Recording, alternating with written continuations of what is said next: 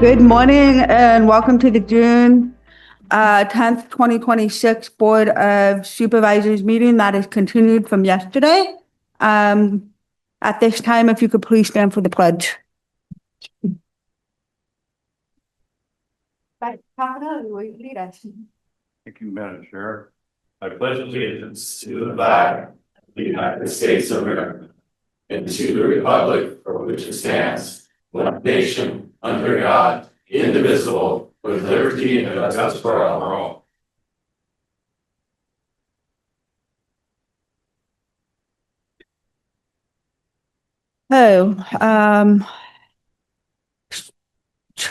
Supervisor Stopper will be joining us later this morning.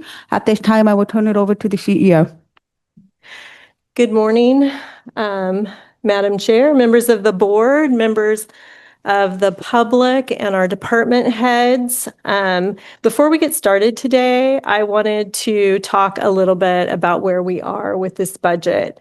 As your county administrator, it is my responsibility to fully and transparently inform you of our financial position. Today, that means being direct. We have a significant deficit. As you heard from nearly every department yesterday, the reductions required to close this gap will have real impacts on services. That reality is precisely why we have proposed using one-time funds to close a portion of the deficit. I want to be absolutely clear, however, this is not a sustainable strategy. It is neither financially sound nor operationally responsible to rely on one-time funding sources to cover ongoing expenses. It helps us bridge the gap today, but it does not solve the underlying structural imbalance. The remainder of the shortfall is addressed through the recommended reductions presented by departments yesterday in our office. We recognize the impacts these reductions will have. Throughout the budget development process, our team worked to weigh those impacts carefully, focusing first on what we're legally required to do, and second, minimizing harm to the public wherever possible. You heard passionate testimony yesterday about the importance of public access to the county archives. No one disputes the value of preserving our history, but as one speaker noted, no one dies if we don't. That sentiment captures the difficult choices we are facing. Many programs are important. Many services add value. But in a year like this, we must prioritize what is essential and what we are legally obligated to provide. If the recommended reductions are not implemented, the county can sustain current operations for only about 2 more years. After that, the reductions required will be far more severe and the impacts far more disruptive. Yesterday, the board approved financing for a much-needed animal services facility. Part of the repayment plan for that project relies on funding that becomes available after prior debts is paid off. If we do not move forward with the recommended reductions, that freed up funding will instead be needed to cover ongoing operational costs, putting additional pressure on future budgets and jeopardizing our ability to meet commitments already made. As difficult as these decisions are, we strongly recommend maintaining the reductions included in the proposed budget, and if possible, today, identifying additional areas where further reductions could be made. This is the responsible path forward. It protects the county's long-term stability, honors our legal obligations, and minimizes deeper cuts in the years ahead. Thank you all for your leadership and your willingness to make hard decisions that are necessary to keep this county on solid financial footing. And with that, I will turn it back to the board and Denise. Okay, at this time, just to recap, I don't think I see any public members, but we did do public comment yesterday. So we will continue with the next item, which is the general discussion, and I will turn it over to Denise. Oh, wait, Robin, you need to read out the regular agenda, sorry. Item number 1 is the continuation of fiscal year 2027 CEO recommended budget presentation and board direction. Denise. So there are quite a few items that we need board direction on and follow up from the discussion yesterday. First, admin is recommending an increase to integrated waste Other structure project of $30,000. Funded with integrated waste fees, that's what bids came in at, and as of right now, we would need the increase in order to move forward with the project, and that is a regulatory compliance issue. Oh, sorry. Okay. Does anyone have questions? Do we do these one-on-one then? I don't know. How do you want to do this? I'm gonna look to you. I was gonna go through, I feel like, the non-controversial items first, and then have the larger discussion about some of the more controversial, lengthy items. So, And just as a reminder, and correct me if I'm wrong, Denise, but the board will be giving direction today, obviously, that Denise will incorporate, and then this will be coming back to you at the next meeting for actual Approval. formal approval. County Council, could I ask you, should I read what I had read yesterday about the TOT? Yeah, you can do that, and then just, but you won't need to actually leave until the point at which we get to that decision. Chair, because I am employed and I receive income from the Calaveras Visitors Bureau, I'm recusing myself from any matter discussing the TOT directly with the city today. Thank you. thank you. Yes. Okay. Before we get into all this, because we're going to be talking about if we're going to, this money to the department heads are asking for an increase to what is on the budget presented to us. I think the initial conversation has to be where the money's coming from and how much we're going to have to allocate. I mean, that's something that needs to be discussed before you start saying, okay, well, we can maybe do this or that or whatever. Where's the money coming from? Because the budget presented to us, we'd have to take something from somewhere, we have to do something, whatever, in order to give, we only have one pot of money. So. Okay, is that's that my what? opinion. No, that's why I'm asking feedback, how we want to get this started and kicked off. So does the rest of the board feel the way Supervisor talking about? Okay, so you want to start with the HUD? With the general fund, Yeah, I was starting with let's non-general. knock it out Okay. then. So do we want to start with TOT, CVB, so Supervisor Hubbard can leave the room, and then we can have that discussion with the rest of the TOT and Prop 172. That'd be great. All right, get out. Thank you. Okay. Well, I guess we're rocking and rolling. Okay, so Denise, what? Do you want me to I'm bring gonna up the back current you, TOT split? Yeah, so for CVB was what? 400. Okay. It's just a few of you, so we'll let you guys discuss. Hang on a second. Bring up the TOT slide. They're primarily TOT, they get $400,000 from TOT. So, let me pull TOT up. Whenever page it is, 815. Can you pull it up on here? Can we load? Don't worry about me, I got it on the computer, so pull what you need up. To be honest, I'm not sure how to do that. Yeah, that'd be great if you put it up there on the screen. Yeah. I'm still not from here. I would just like to do it.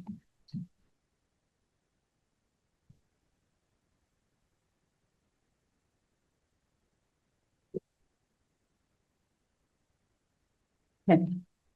Thank you, Denise. You're welcome. That's as the budget stands right now for TOT.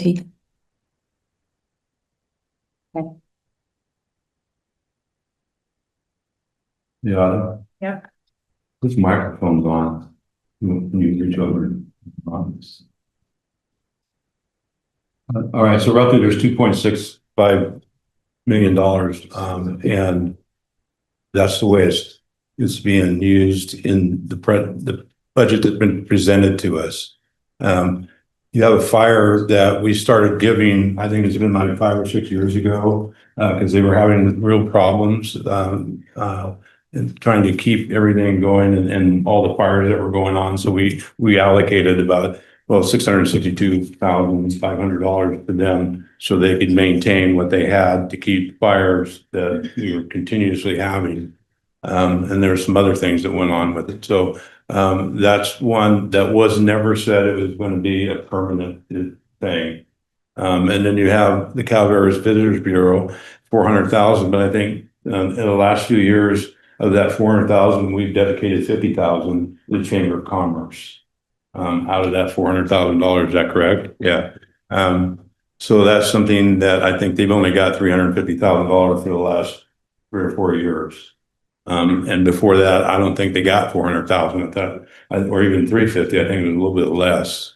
It's gone up over the past 5 or 6 years. Public Works is about the same percentage wise. The Deckard Tech contract, to which we just had. So the Deckard Tech contract is the contractor that actually ensures that we're collecting all of the TOT in the county, and the treasure tax collector was paying for that out of their budget. But since it is in order to ensure that we are receiving this funding, we felt it was more appropriate, since it is actually tied to this funding, that it come from this funding as a precursor. And they do a fantastic job of chasing down, because there's a lot of folks who don't want to report TOT. What they do is they spire across the internet and catch people who are renting things out without actually paying the county TOT. So it's an invaluable service for us. Okay. And then we transferred 250,000 roughly to general fund. What do you guys think of this allocation of TOT? My opinion, what we need to do is whatever we do, if we take any money out of this, we need it for right now, put it in a pot and then go on to the next one. And if we take any money out of it, then we have a pot. When we get back to going to the department heads, we know how much money is in the pot that we have to deal with. Does that make sense? I mean, that's pretty basic. Okay. Yeah. Okay, so I'll leave the rest of it to you. You set the table. Okay, so Martin can come back in the room. Are we comfortable with the CVB current allocation, knowing that of that 400,000, 50 is going to chambers? So technically 350 is. If we agree 50 is going, no, that's got to be in motion. We have to agree on it before we just say that. I mean, we can say it, but am I correct? Correct. Yeah, I don't think you need a formal motion, but we need the 3 of you to clearly agree. But when we go to Next meeting, Yeah. there will be a formal Okay. adoption. all right, so I think before we call Martin back in, just to have like a holistic talk about TOT in general, is that, the one thing that, in addition to maintaining our services in our county departments, is that thought process of using tourism dollars towards investing a little bit in our public works and bolstering them with the winter preparedness. So I don't know if that's something we wanted to consider of the whole picture, including Visitors Bureau, before we come in. I think that has been said mostly in Martin's district, but somewhat in mine as well, as like that insurance in our tourism. Just a thought I had. well, I know Martin has mentioned snow plowing equipment and wanting to get some better equipment than we have, especially the storms that we had over the last winter. So I don't know where we're on that, but he said something about $200,000. And I think that will come out of another line item, not necessarily, Groups. Yeah. not necessarily the CVB. Okay. Line item, yeah. I told him, It'll come out of TOT, but not the CVB. Okay. So I think we put a cap on on CVB. Do you need a vote from the? I don't know. We don't I guess need is that that makes okay? sense. Okay. we don't need a vote. We just need to know. So the board direction from the 3 of you is that 350,000 to the Visitors Bureau and 50,000 to the Chamber of Commerce from TOT. okay, Okay. And then we'll discuss the top. And the rest of it. And then I believe Supervisor Hubbard can rejoin us for the remainder of the TOT discussion if he so chooses. Okay. What, I don't be the lead guy here because I know the fire chiefs are gonna be this time. But, there's $662,500 for the fire. And again, that was never said it was gonna be a permanent situation. So if you want to, we can discuss that, but if we're done with we Yeah, should get Mark back in for his discussion, so. Trying to find money for you guys. It's very difficult. You know, I kind of overnight asked what all your salaries were, and if you only got paid half of what you get paid now, we'd have plenty of money. Especially our attorney.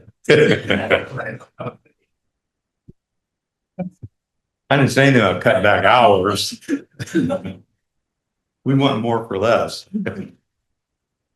Okay, welcome back. Okay, so we will kick off the discussion of the rest of the TOT distribution. And just to recap, the Decker Tech contract was previously under tax collectors.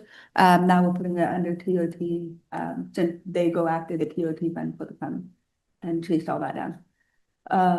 Okay, so we've got fire, sheriff, and public works and transfer to the general fund. I will open it up to board members for discussion. I do have one question. At the bottom line, that 41,422 said it rolled over. It's, have you used that in this budget you presented to us, that 41,000?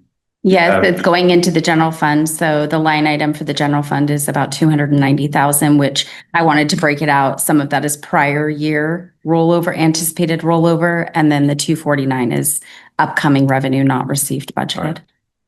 I just wanted to make sure that was clear that. Yeah. Because it was rollover and we haven't got it yet. It's not the end of the year, so. No. Okay. So, Autumn, you're the lead here.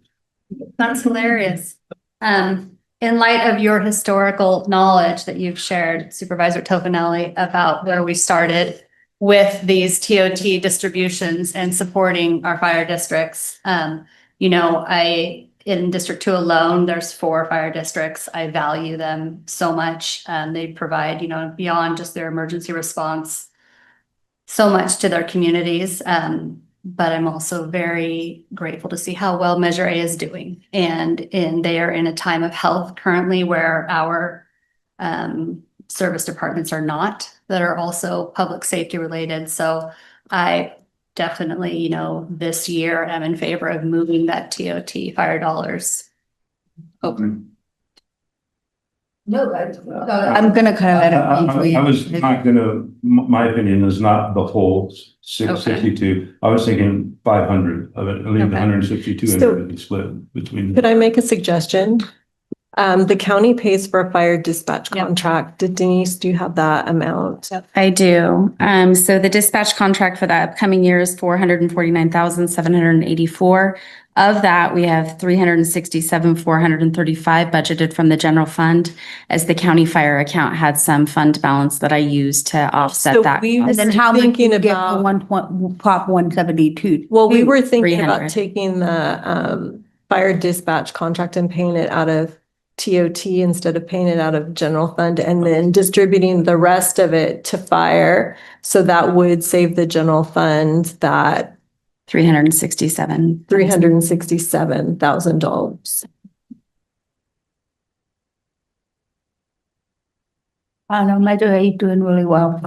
Well, I do have an updated number think for Measure A as well. Yeah, but if you don't base it off of calls, like, put the call volume aside. I know that that's what it's, but just for simple math, you divide it out. That's rough, what, a little over $40,000 a district.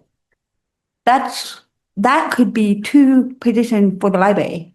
That could be a full-time position for another, you know, it could help probation. I mean, there's other public safety. That's my opinion. I think we really need to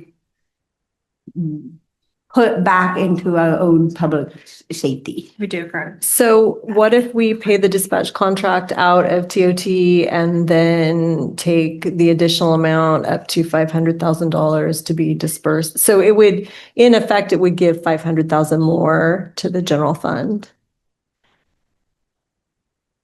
I don't understand that because Not, I'm not following you because then it's 800, isn't it? No. We're talking about doing the difference. So if you take 336,000 and pay the dispatch contract out of that 662,000, but you wanted to take 500,000 out, you would take another 140,000 out of it. Oh, I see what you're saying. Yeah. I know that. Yeah, totally. See what I'm saying? Yeah.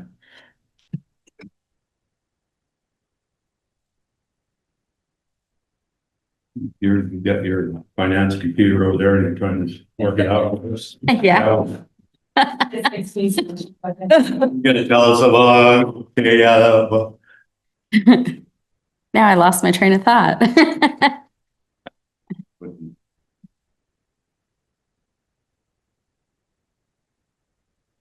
you gonna do some math for us or? Yeah. yeah, that's what you do. Okay. That's for finance.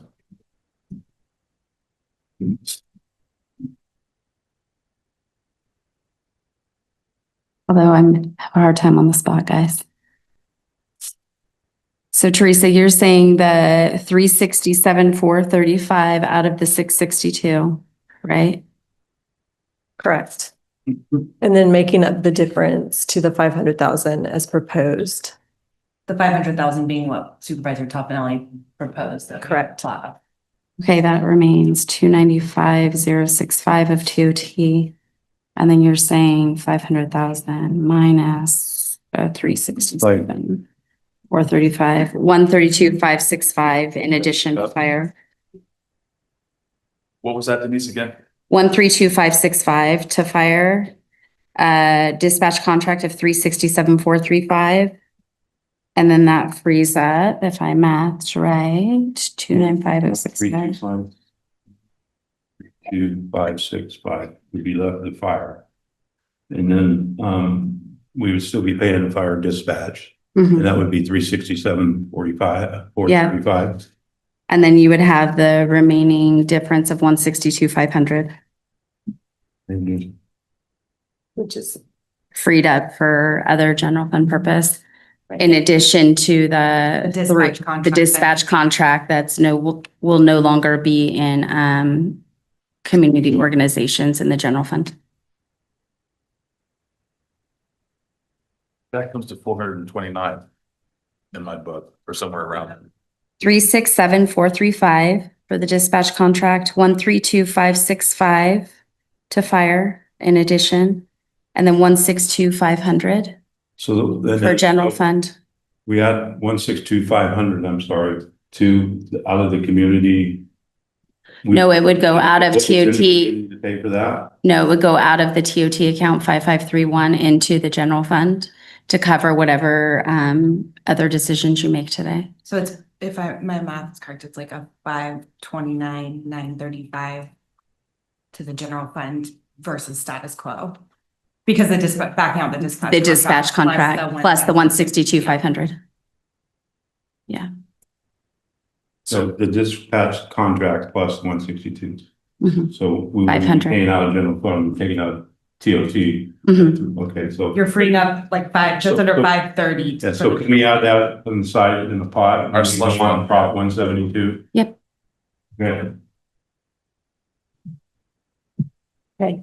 We, I don't And know. if there's any other questions, we've got to go to something for questions, I think. Lady did Yeah, public comment. okay. Can I ask, you were going to tell us how Measure A was doing. I just was curious to hear. It's just over estimated $8.717 million for the next fiscal year.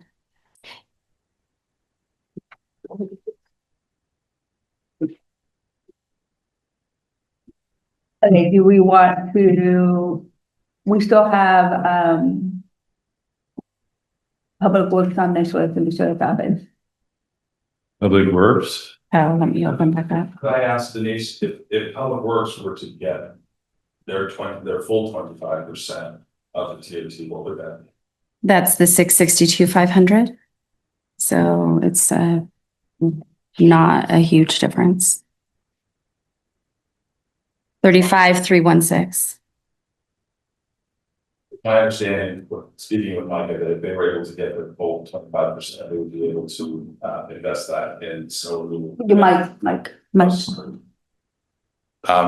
In talking to Mike, my understanding is if they were able to get their full 25%, that would enable them to get their the upgrades in the snow removal. Sorry, it's been a long day. In any case, I'll just table that for the moment, but I just wanted to say that. I mean, yeah. I mean, what's the difference between that and what's already on the? It's 35,316. I know. So the only way for that to work would be deposits into a fund for a capital replacement plan, which snow removal equipment is mighty expensive. It would take a while. Yeah, just, why can't we just true that up now? To the, What is? That's 35. 50 divided by 4, I can do my phone real quick. Yeah. it's 662,500. It's what fire and sheriff. It's the 662,500. That's same as fire and sheriff on there. They don't That's have the it. 25%. They're just under, they're at 627. And Yeah, the full allocation would be 662,500. So that's a 35 plus some change difference, Micah. So there's, yeah, okay. So could we just can we just true them all up to the full amount? And then Yeah. solve the snowmobile, now you got. you can. I would defer to With Micah no to see file? if 35,000 a year will. Hi, I'm Mike Martin, your Public Works Director.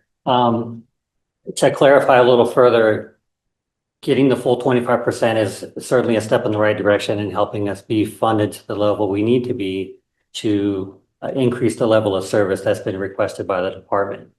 Now, whether or not that money is enough to purchase a piece of equipment, until we present those quotes to the board, which will be coming back at a future meeting to present quotes for equipment and also funding for the response of the RFP for the on-call plowing services.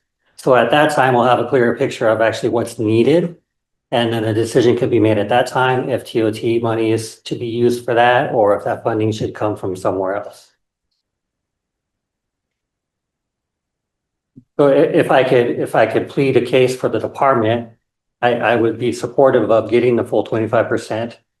We could use that money towards that effort, but we will need additional support for making that effort whole. Not gonna, yeah. No, but it's, if this, then it's actual equal, everyone's getting the 25. And my understanding is the intent has always been that Public Works would get the full 25%. And we haven't been getting that. So I'm just trying to make a case for getting that full 25%.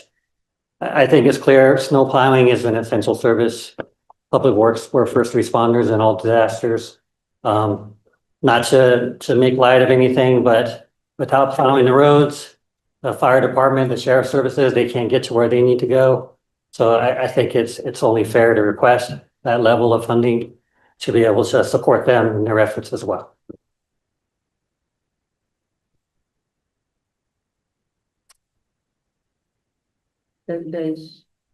What did the board feel about just making it all the Public Works the same amount?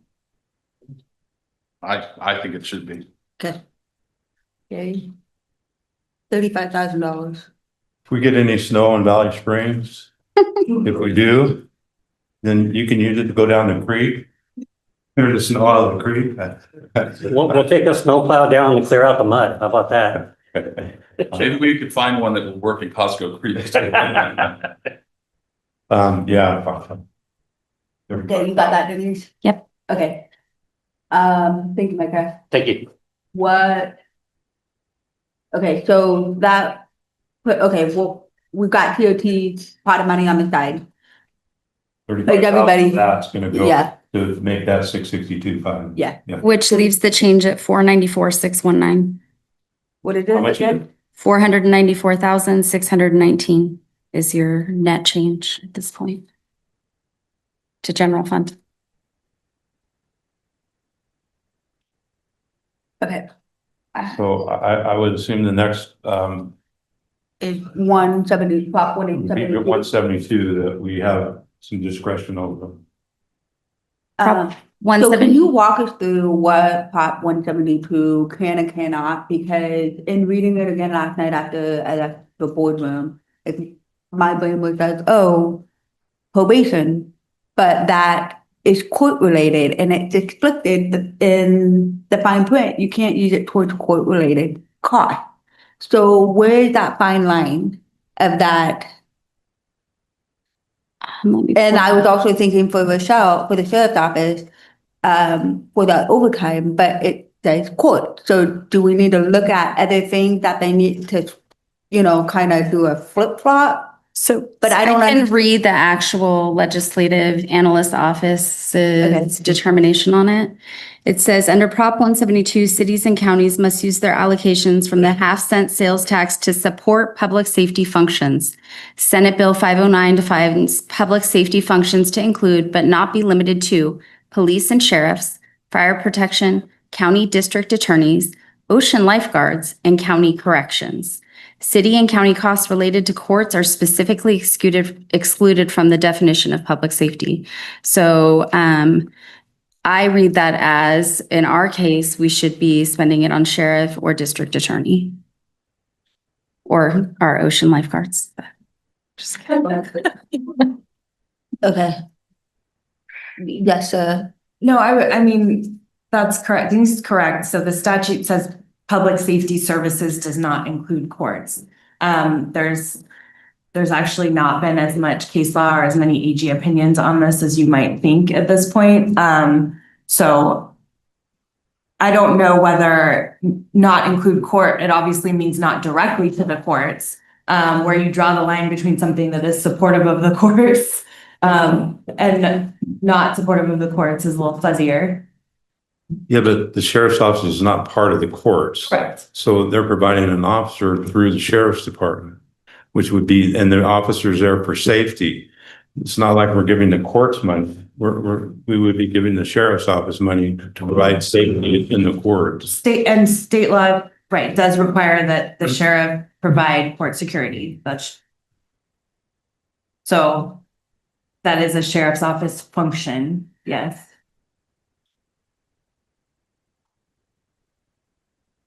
And just so we're clear with probation, we are a law enforcement agency, but we are also a correctional agency. We fall under both categories. okay. And I just want to make sure we don't do something to trip us up later if there's an audit. Right. Okay, thank you. Talking Prop 172 money. Yeah. So the other thing that the board may want to be aware of, if you were to redirect Prop 172 to either probation or the sheriff, they could use it for other functions they're currently using general fund for, and then use that funding to support some of the things they don't have funding for. So it's not that you would just be necessarily giving them Prop 172 for something that may not be allowed under that funding stream. They have other functions that they probably could finance with the funding stream. Right now, the Prop 172 is designated between the sheriff and fire. So just making you aware, it would be another additional cut to fire because sheriff is receiving 90% of the funding. Yeah, and 2.7 million goes to sheriff and 300,000 goes to fire. so.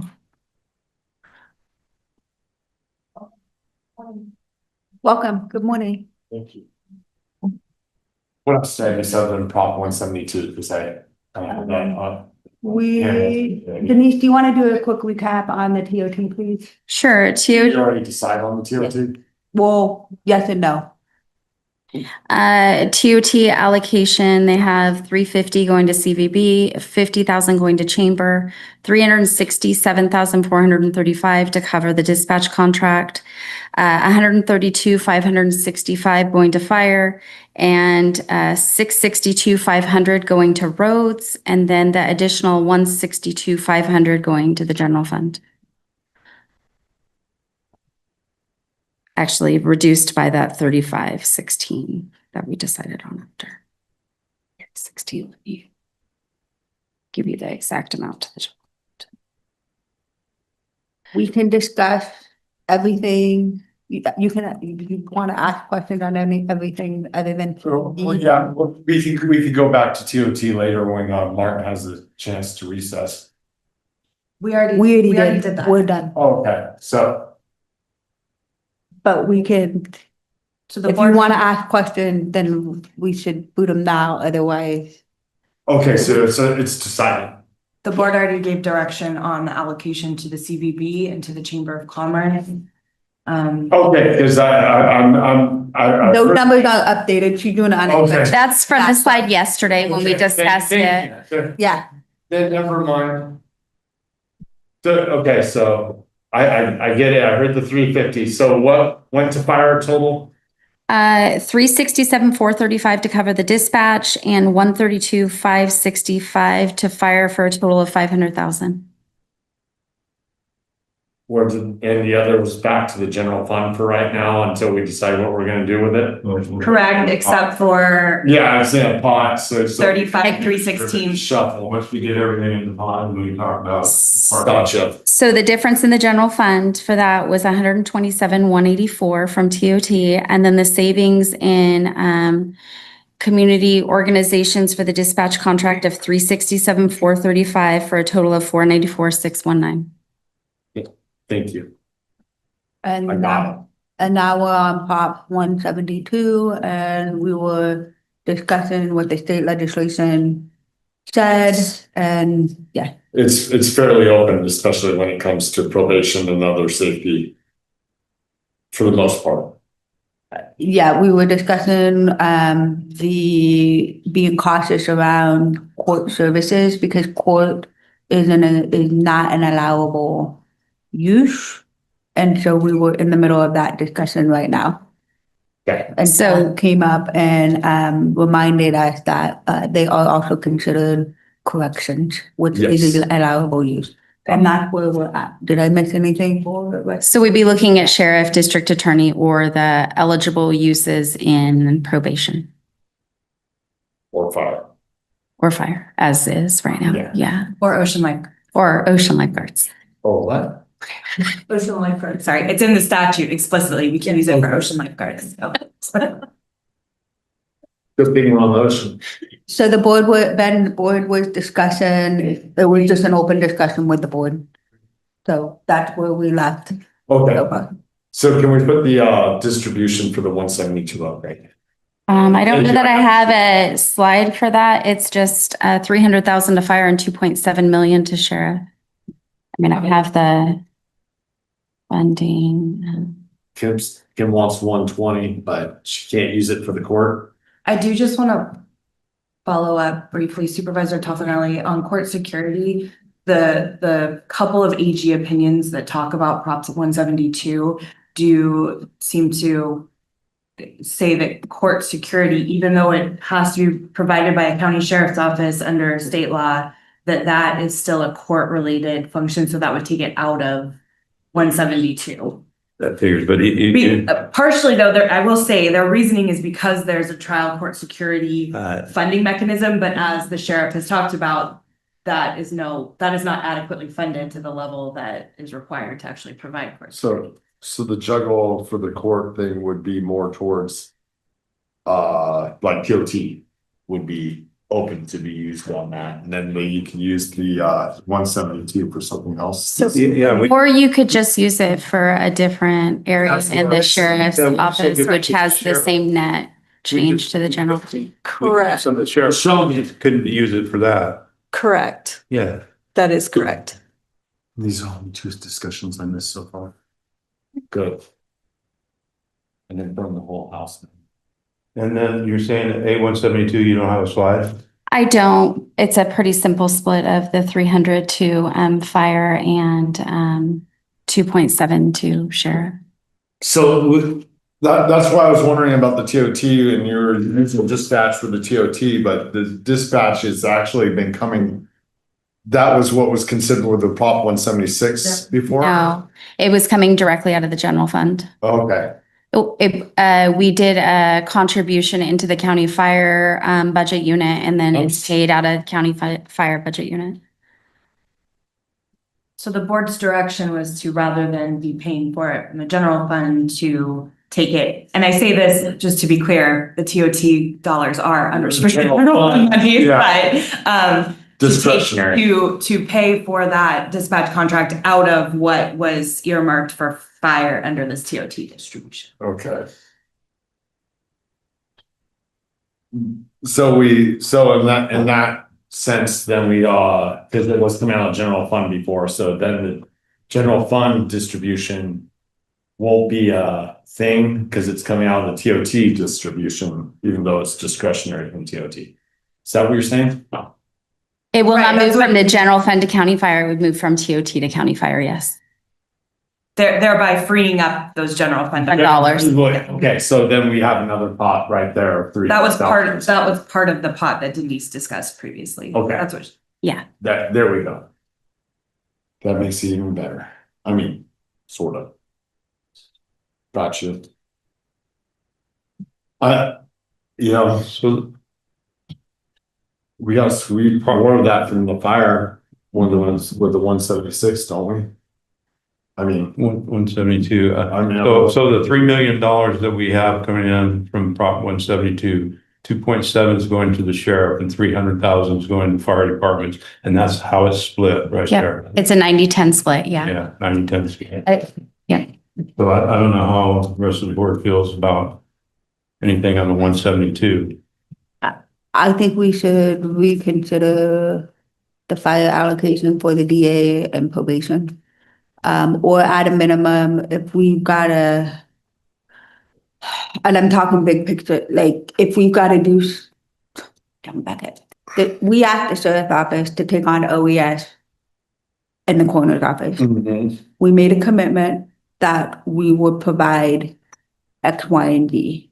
So I don't know if there's things that we can then do under Prop, not that do under Prop 172, more for her to free up funds in another line item for DA and probation and the coroner OES situation. I'm open to if there's some swapping around to get them some of the needs they need.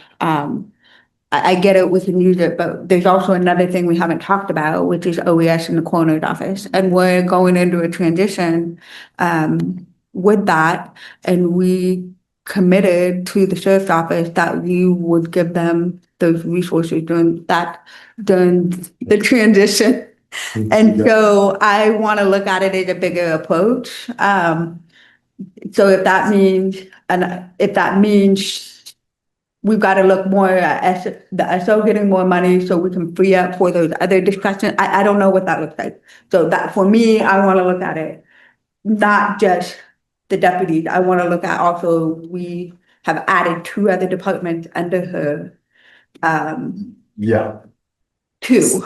So for, just to give some context behind that, Sheriff Emergency Services is funded with 287,000 of revenue and 823,000 of expenditures for the upcoming year. Okay. Thank you. So there is adequate room in that budget to cover with 300,000 of.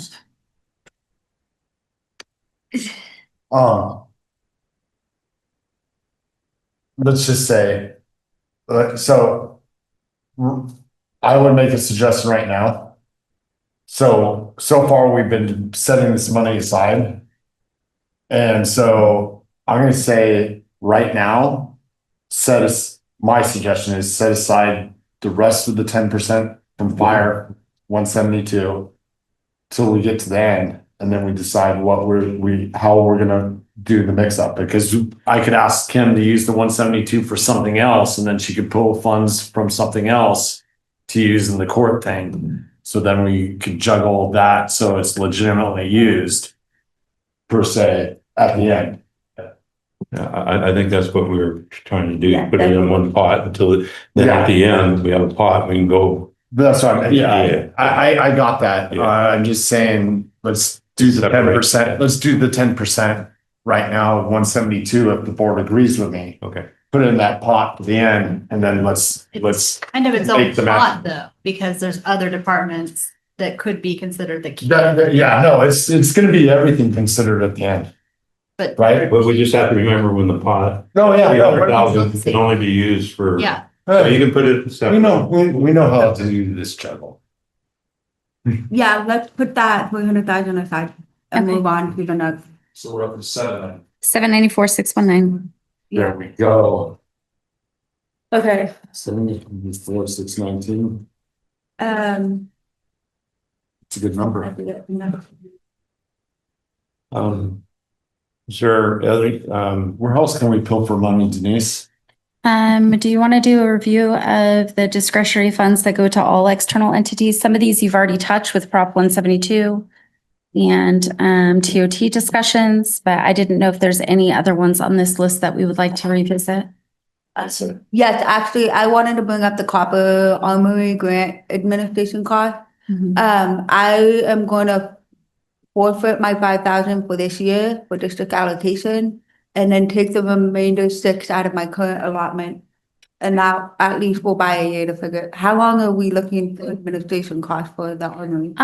We should be able, that budget unit, just because of the delayed reimbursement is Okay. upside down, it actually will recapture its costs. So So now just for- that's going to catch itself up within the next 6 to 12 months, depending on reimbursement time. well, for the time being, take my allotment out, so that will drop down to 20,000 on the district allocations, and then take the current 6,000 to cover the carryover till you get reimbursed out of my district allocation. Thank you. How much is left in my fund? When I looked the other day, I believe it was $18,000. The 25? Here, let me look, but 5,000 of which was prior allocated was not used on the every 15 minutes. So let me look if that 18 included. Oh, yeah. Because the high school never Yeah, facilitated with the highway patrol on that one. sorry, it'll take me a minute to get into my file. So I'm about near but 20. isn't there something coming up with $2,500? Yeah, no, I'm gonna add it. Oh, are you adding into the fireworks? Yeah, Oh, yeah. but I will, I haven't delivered yet. No. All All right. Near into that. I'm sorry. Tender review here. Okay, I'm gonna do it though. okay. I'm not forgetting. Okay. At least now you know. Gary told you. So, Fireworks over with. okay, your balance is 13,180, but if you add that 5,000 back in, that was never spent, it's 18,180. And then if you subtract the 2,500 that you're allocating, Yeah, let's just. you're at like 15. Yeah, just take 10 of that and put it into that discretionary pot. I mean, 10 of rollover or 5 of rollover and 5 of new. doesn't matter, Okay. 10,000 of it, and then that would leave whatever your 5,000, whatever. So I can give it to the Fish and Game Commission to do stuff with. Do a non-law. While we're at it. Don't worry, I got it. Denise, could I ask what I have? Don't worry. Sure can. And it's legitimate. Great idea. Yeah, thank you. I saw the mark. You are, sorry, I mixed 3 and 4 up. You have 5,000 Shucks. and then your upcoming 5,000 for next year. So I'll- Yeah, nothing. Feel like I'm playing Monopoly here. I'll take Pioneer Cemetery for 5 then. Thank you. Pioneer Cemetery.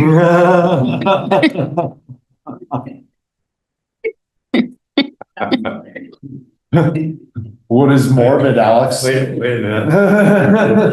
That open for bid? Pioneer Cemetery. See.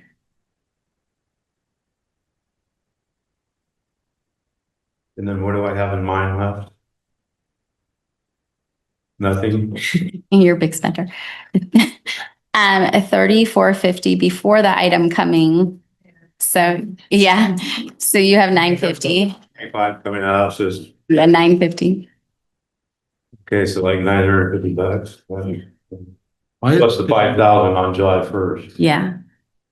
why isn't the university paying for their With own? my deduction, what's left? Fine, but I think there's a little bit more. I was looking at, You have 19. So if you take the 6 away and just don't do your 5,000 for next year, then you have 13, going into the general fund. the 13. Yeah, go to that, Okay. into the general fund.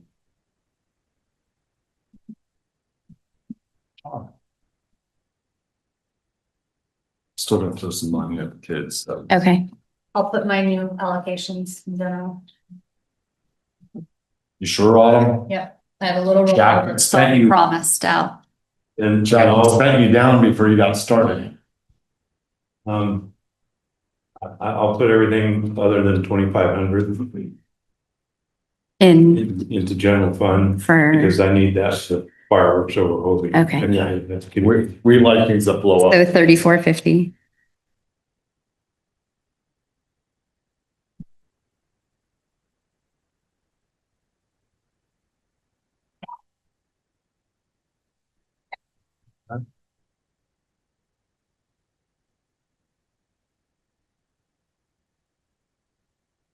So where does that put us as far as the pot, the big pot? I'll have to do, I have my spreadsheet on where the, so if you guys are okay with me closing the presentation out, I can pull my spreadsheet up, but I can't have both that. I can't see getting rid of lockup. No. Okay, so for general fund, we have a savings for the dispatch contract. Area 12 on engine.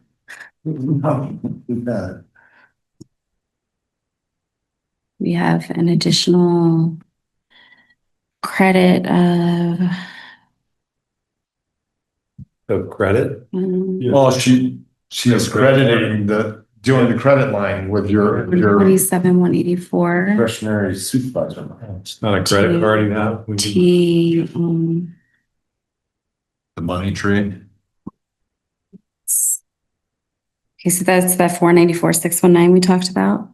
And then for district allocations, we have 8,000 from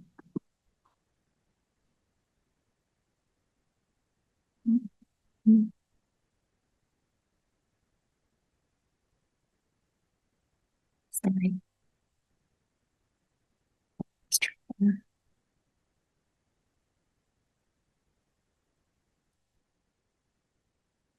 24,000 for both years. District 5, 10. we have 10.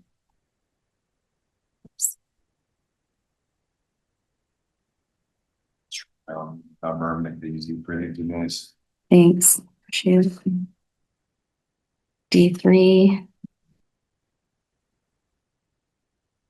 We have 5. D2. We have 5.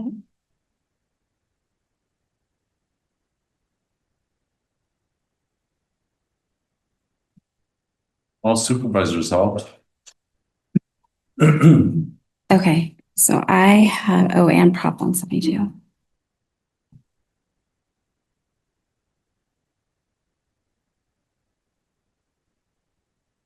I have 842,069. 842. Hey, we brought up right over 50,000. Fine. All right, so then, 48,000. is there any other pots of money that we can look at? And then go back and reallocate? There are a handful of accounts, none of which I would recommend you look at, but to be transparent, I will name them. One is our emergency disaster fund. We do have some funds set aside to cash flow a disaster. It's just under $1 million. Another one that holds discretionary funds is our 27th payroll account that we're looking at putting a deposit in this year. But that payroll will cost the general fund about 2.5 million. And with this deposit will be at 2 million, and it will happen in 27, 28. PG&E, the only remaining funds in there is 1 million towards the audit set aside. And then the remaining balance that has already been dedicated to the fairgrounds project. Yes. And that's just under 500,000. So Why not? You fire FEMA problem issues arriving soon, so we aren't gonna. 842,69. 42,069. We share. No, the emergency. Huh? Of the emergency, it's just under 1 million because we drew down for a cash flow. That's what I meant. Thank you. Anybody want to look at those? What? I want to play cautious. I think we need that We do need that. fund. I mean, look what we went through just with winter storm. It's no longer just fires, it's other disasters. And I think we need a cash flow so it doesn't hit the department. So I think we need a cash flow. I'm hesitant. I'm fine not contributing and just holding what we have, but I'm hesitant to take it out of that because I feel like we're gonna end up jinxing ourselves if we Well- move it. Yeah. It's gonna happen. I know. There's often a long time between our first reimbursements for any type of disaster, and so I do not feel it would be wise to remove that money either That too. I mean, especially, Very people, yeah. Yeah. before we get Cal OES or FEMA reimbursements. yeah, I think we should. And then the only other fund that really holds true discretionary dollars is our county capital account. And I know I spoke to it pretty in depth yesterday. We already have a budgeted transfer in this year from that account. If all costs are seen in that account as is budgeted and with our maintenance costs, it will be depleted in 2 to 3 years, in which those costs will directly shift to the general fund. That's the point at which we're trying to avoid. At that point, we will have to have had an increase in the general fund discretionary revenues of about 25% for us to cover our cost at that point. There's like no plausible way for that to happen. So, and that was at the beginning when I talked to the board. Taking money out of county capital is using one-time sources to fund ongoing operations. That's a recipe for disaster. That's how counties go bankrupt.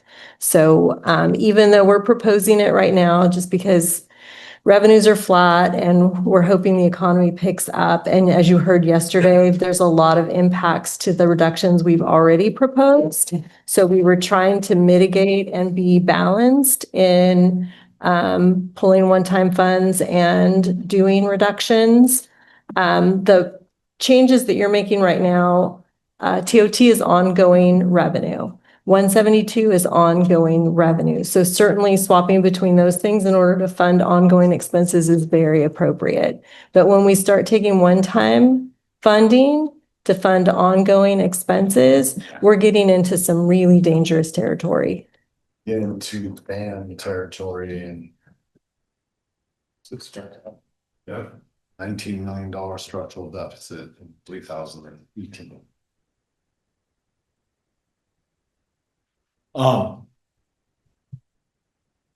Speaking of capital. We brought back the animal services shelter a few times. And reconsider it.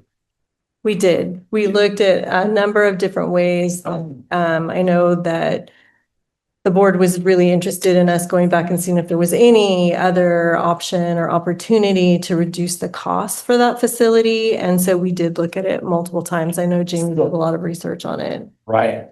And I think you were successful to a certain degree, right? I feel that we. Thank you, Jamie. I apologize. Yeah, you're good.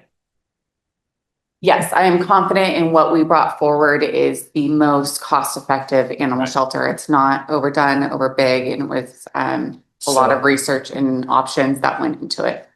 As we move forward, can we look at other capital assets that we're looking into investing in and see if we could be more pragmatic on how we're going to do those to see if we can possibly save on those looking forward? So the only other construction project that we have proposed is the DA building. We have reduced a new build to the bare bones of what that new build could possibly be.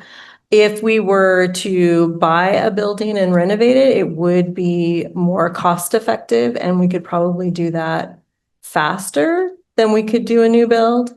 But I know that there has been some concern from the DA over purchasing a building and renovating as opposed to building a brand new building. But I will say that it would be far more cost effective to do that for an office building. Well, if the rest of the board would be in support, just looking at the possibilities, how we could be more pragmatic moving forward and working with the DA as that moves forward to see what those options are. Would the board be interested in that? I'll hear from you. Yes. Good morning, Barbara Uke, District Attorney. We have been down this road so many times. And we have been down the road of trying to find a building to renovate. That was considered many times. There is a lack of available real estate in San Andreas. Now, we haven't looked in the last couple of years while we've been waiting for our building to go forward. So I can't say today what might be available, but I can say 100% that we have gone down this road. There weren't any feasible options. This building that we have now proposed has been whittled down. It has been whittled down in size substantially.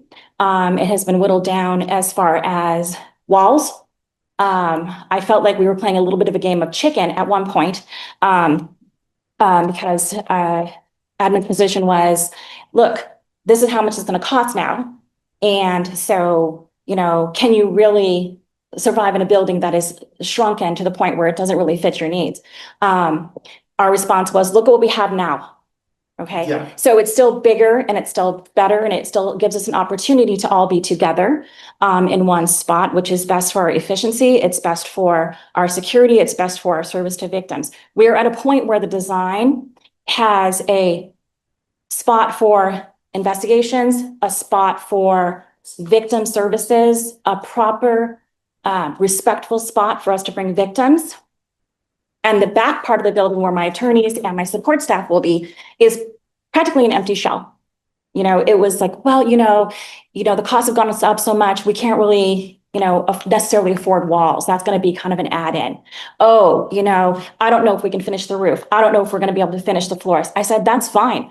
Open beams, rustic industrial, we're all about it. We're fine with concrete floors in the back, as long as we have that proper front-facing piece for the public, for when we have to bring victims in to give, statements to our investigators, when we have victims and families and children coming in to get victim services and a proper place for them to wait, secure, right? Because, you never know who's going to come into our building, and comfortable. And while they're waiting, maybe hours waiting to have to go up to court to testify. So that was our priorities. That was our priorities all along. We worked with admin, even as the plans shrunk, right? Sure, we'd love to have a building where my attorneys actually have proper offices, right? Where we can have privacy, where we can have meetings. But we're willing to shrink that down so that we can have our priorities being met, that we can properly serve the public, that we can properly serve victims, that we don't have to, beg, borrow, and steal and have meetings other places. So we don't have to waste grant money on a lease and we can all be together. Because information and efficiency does get lost or hampered with when we are spread out. Now, we do our best. I'm very proud of my staff and the things that they've been able to accomplish under the circumstances that we are and also being spread out. So the building has already been pared down. We were supposed to move in August of 26. You're supposed to be moved in over a decade ago. Sure. We've been in our temporary housing for 21 and a half years. 21 and a half years. And I always remember that because I was on maternity leave and didn't have to do any of the actual moving. So 21 and a half years we've been in our facility. Now, my staff triumphs every day. We celebrate being kind of on our own little island. We look at the good parts of it. But when it comes down to it, we are not able to provide the best service. And we want to be able to move forward and to be able to do that for the community, to be able to do that for victims, to be able to do that for our operations. So we are not having to go to other places to have our private meetings. So, and I think that would increase our efficiencies if we were able to move forward and have our facility. Now, I remember having lots of conversations with Lisa about, well, who's going to get a building first? And at some point it was, well, as long as one of us gets something, as long as the county can move forward with something, we're going to celebrate that. And I do celebrate that there is a new animal services building. It's a little demoralizing for my staff that the behavioral health building is going in. They started way after us, and they already have their walls are going up, right? It's moving very quickly. As soon as the swap out occurred with the ARPA funds, and we were no longer on a timeline because some reason we were on track. Everything was moving forward. Everything was moving forward very quickly. Everything stopped. Once it was not designated funds anymore that were going to expire, everything stopped. And I saw with strategic plan, as I put in, August of 26 was our move-in date. No one ever told me anything different. And when I saw the final document, it said 2028, sometime unknown in 2028. And that's where we are. So certainly it's possible that some kind of real estate has opened up in San Andreas. Yeah. But we went through this. Yeah. We went through this before. Yes. And I don't want to necessarily go back, the last 20 years on the different machinations and the different fits and starts that we had with trying to get a different facility. This building half of it sat empty for years. And we tried to move into this building with one of the prior county councils, Janice Elliott and I. We had a plan. We met with planners. We had the master space plan, right? Under different CAOs and under different master space plan operations. Money was thrown at it to try to help us move forward. Janice Elliott and I had this great plan that we would take like half the building. We would be able to share security. We would be able to share reception and a law library. Seemed like a fabulous opportunity and a good idea to share resources. That was nixed by one of the former CAOs who was very unhappy that she might not have a window. So this is what we've gone through for way over 10 years.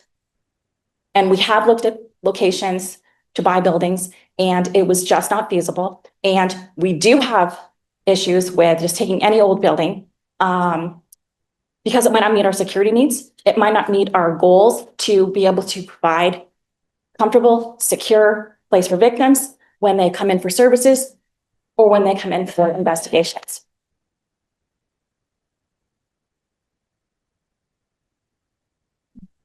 I have no interest in touching it. Oh, I think it's pragmatic. We still have the plan there, but it's not moving forward. How much money's in there right now for capital? $4 million. How much is the building projected to cost right now? I believe it's a little over 6. So, but there's 6. So no. move forward on a $6 million building with $4 million. No, I have it up on the screen. We have other designated funding towards that building. Okay. We have 5.494 budgeted, 1.1 of which is judicial construction. We have some remaining ARPA interest that we are not required to use for any specific purpose or report on, and then 4.1 of county capital. I just do want to clarify the timeline just so your board knows where this project is at and how we got here. As soon as we received the plans from the architect, which took longer than anticipated because there was a lot of back and forth of having to downsize the building, make engineered cuts. So that took longer. As soon as we had permitted plans, they're technically not stamped, but that's because you have to have a inspection of record on, and you don't typically have an inspection of record on until you have a contractor in place. We obviously haven't gone out to bid, but we do have plans that have been approved. There is back and forth with water and sewer as well. So the plans again took longer than anticipated. But as soon as we had those approved plans, we went out for a construction manager, which we have on board, and we were working through the bid packet. So there was no delay from admin and any of that. It was working through the process.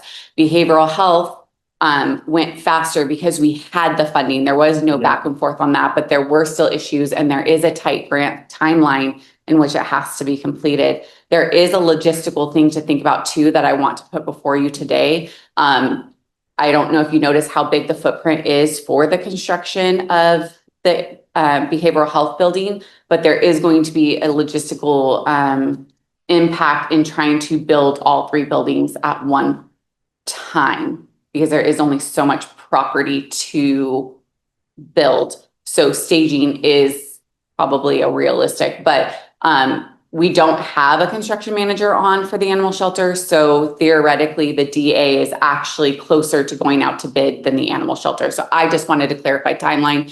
There was no stalling on the admin side. This project has been moving forward. Unfortunately, it does take longer to do public projects. So if you have any questions for me on the process, I'm more than happy to answer.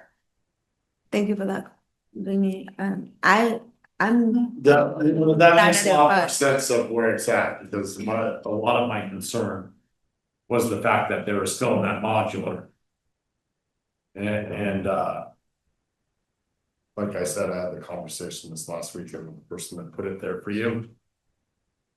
And Barbara, it is unhealthy place to work, so that was a major part of my concern, so if there was a fence, it was not meant.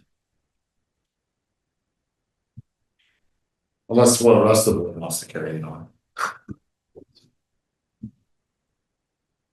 It's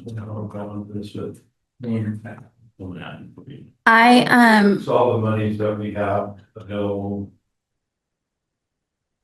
in the pot now that we decided we look at. Well, The only other project, The departments up in their request, like what you sent us yesterday. I'll have to move. Look at it. I know $300,000, I'm sorry. I know $300,000 is going to be spent on certain areas, but the rest of it's discretionary, the TOT, so. Any other? well, If public access TV. is there any other part of it we need to consider? No, there are a handful of other capital projects. I know we touched on the DA and the animal services. I didn't know if you wanted to review any of their other capital projects that are coming out of county capital.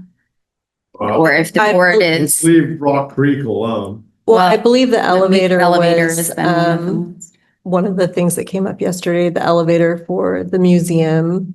But we would just want to make everyone aware that we would have to close the top floor of the museum if we were not to actually move forward with the elevator. But I do believe it was brought forward. It was talked about yesterday. And that amount was how much for that other? 30.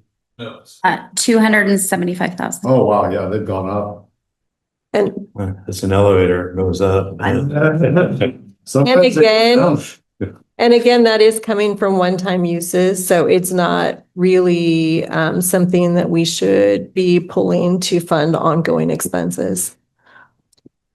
All right.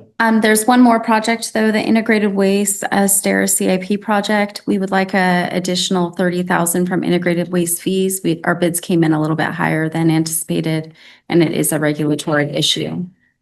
So we'd like to move forward with the projects, but we need board approval to increase the CIP amount. Yeah, so we need CIP stuff alone. We can't pilfer from there right now, Gary. No,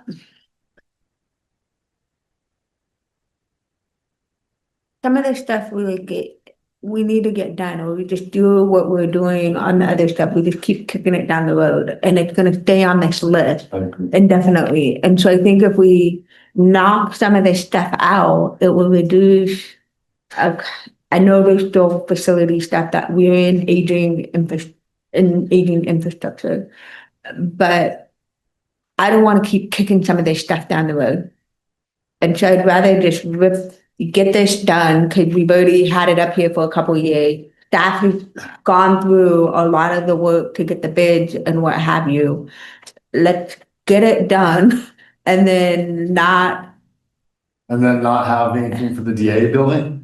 No, and then redo, see what gets eliminated over the next year, and then maybe just pump the brakes unless it's a serious health and safety on capital project. That's just my opinion. I don't want to undo all the work that many of you have already done to get us to where we're at right now. I think that it's not productive for us. And so I'm fine leaving CIPs as is in this moment in time. because I know next year, a lot of these are gonna be off our list. Other than the bigger ones, like the DA building, animal services and IWM, I mean, there's gonna be some, Rollover. rollover on that.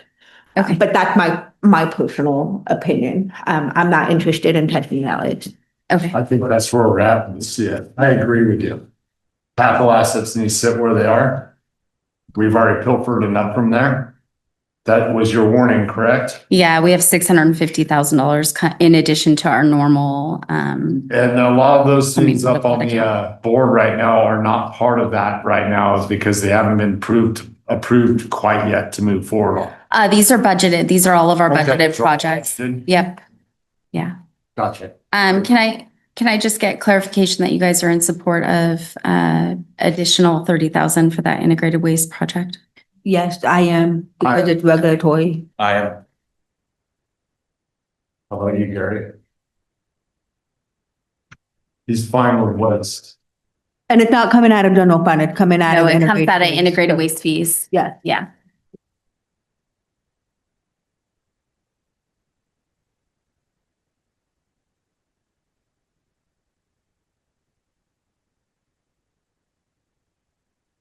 Okay.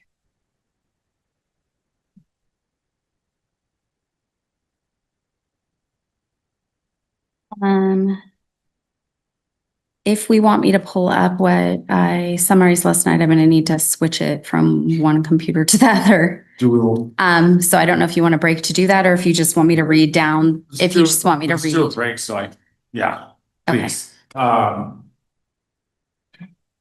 10 minutes, 15 minutes? What do you need? What do you need? 5 minutes. 10 minutes. Can I just get the total where we are? Because we got staff. Without the 30? Okay. Thank you. Denise. So last night after the meeting, I put together a summary of a lot of the changes that department heads kind of more passionately spoke about. It's in line with also the notes that Supervisor Huberty had taken. So that summary is on the screen. I would also like to open, if I did miss anything or omit something, I will add it on as we discuss. So I don't know if we just want to go down the list. Some of those non-general fund items we already did discuss and went through this morning. But the general fund is at the top and non-general fund and other miscellaneous is at the bottom. So the first item is sheriff. Spoke about the reductions to overtime. I show the reductions in the sheriff's office to overtime over a handful of units was a total of $380,000. Next is the assessor's appraiser 1-2 position for $114,637. Next item is the archives, 20% of the position for $22,272, but that also comes with additional services and supplies that would need to be added back into that budget unit. Then we have information technologies, supervising business analyst. We had funded 3 pay periods of that. The total yearly cost is $168,000, but in this budget, it's $148,000. Planner 1-2 out of planning for $128,000. Probation's pretrial expenses for $115,000.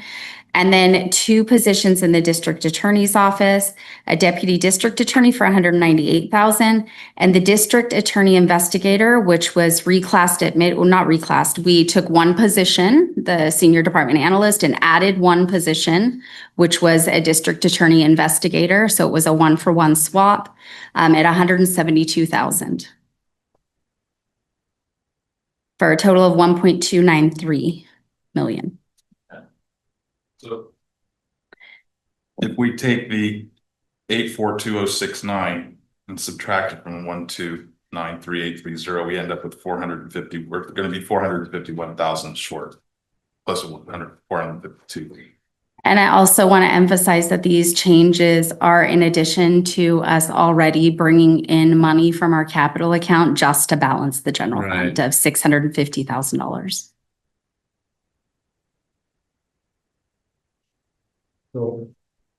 Yeah, just and Mr. Chair, can we hear from the CEO? what she has to say on all this. So, while a lot of the reductions that you were looking at swapping around, would help reduce the amount that we're bringing in from one-time sources, we could still bring in the one-time sources that we were planning on and use those amounts to supplement some of the departmental expenses.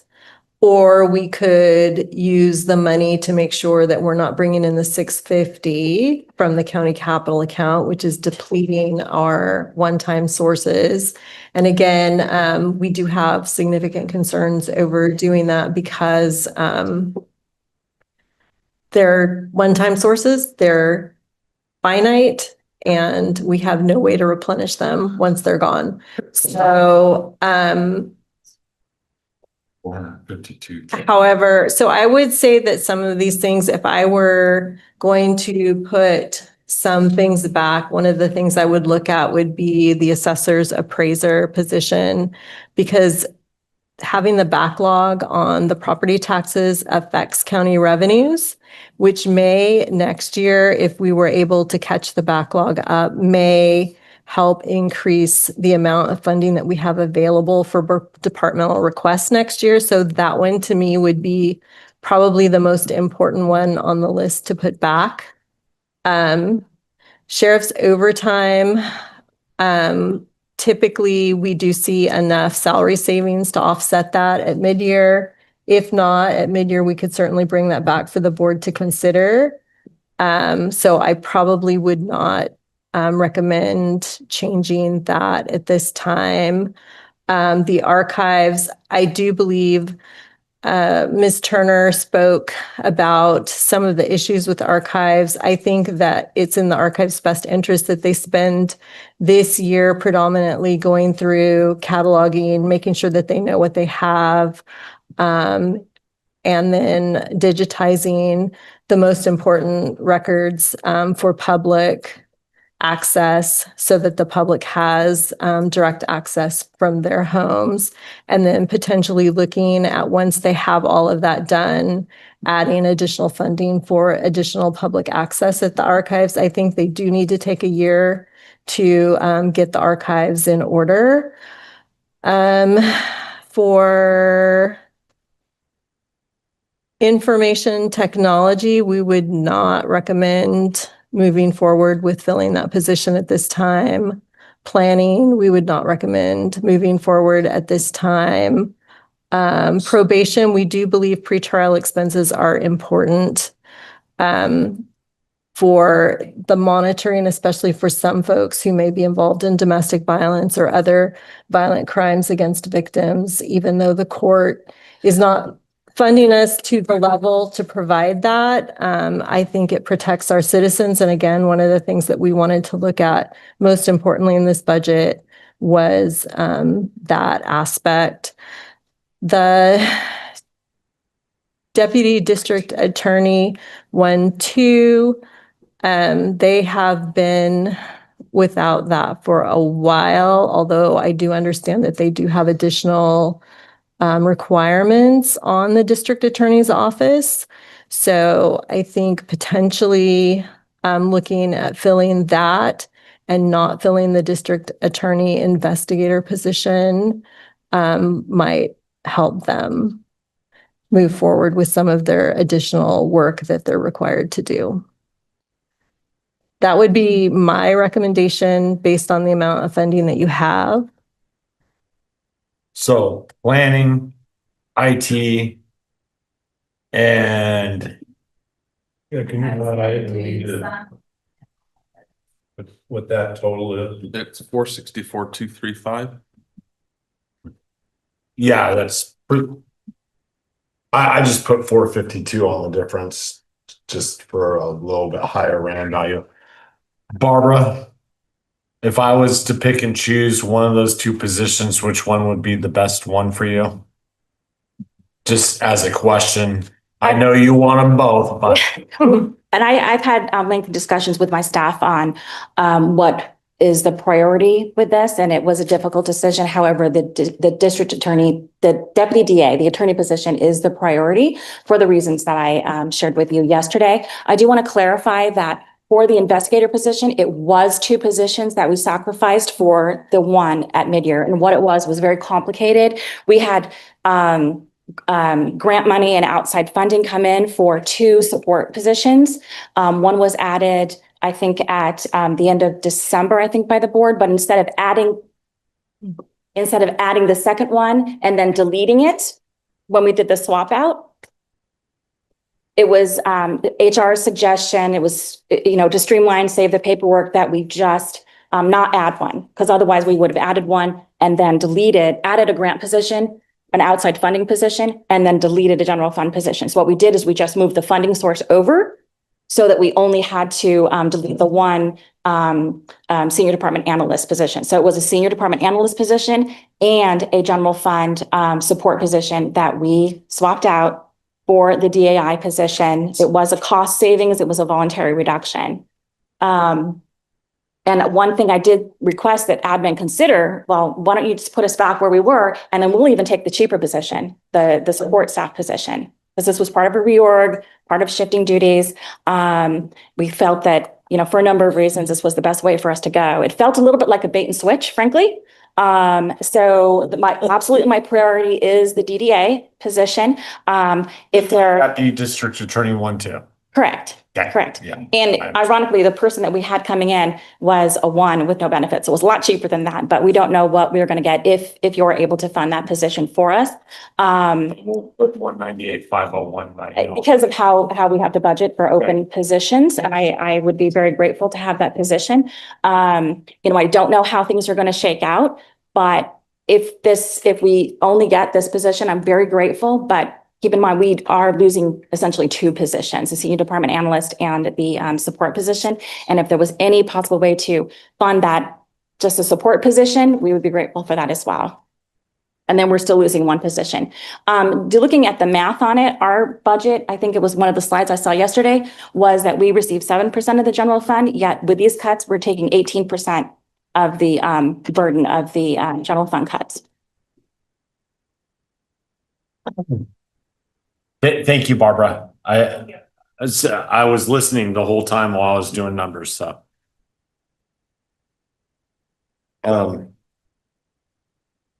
I personally, and it's up to the rest of the board along with me, would also highlight the sheriff's amount right now, please, Denise, just to start. And then let's add up those 3 numbers in white and see if that comes. I think that says up above just the 452, just above the 452 that I'm looking for right now.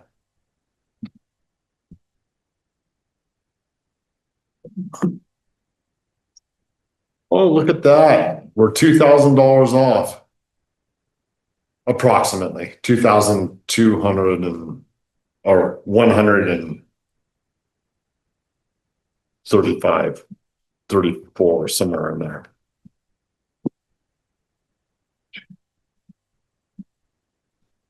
I'm just saying that with everything that you guys put together from TOT, the Prop 172 and everything else pretty much puts us at that number with the ones in white within a couple $1,000s.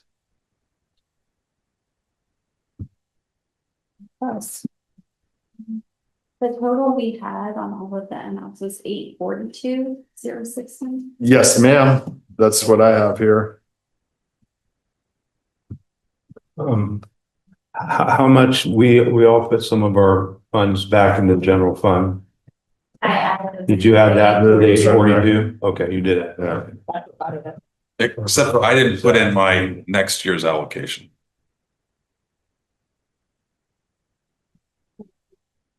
So if I could do that, that would then put us up over. Yeah. So a total of 10. For 847,060. Yep, that puts us $3,000 over approximately. almost $3,000. I'm just saying that those would be the cuts. And I do have one more question, Chris, if you don't mind. Is right if I ask, because and it's not just where do I get one of the shirts. If you could go up to the podium. Because admin wrote, not sure what the $1.2 million was mentioned. And then, but we have the overtime in there at 380.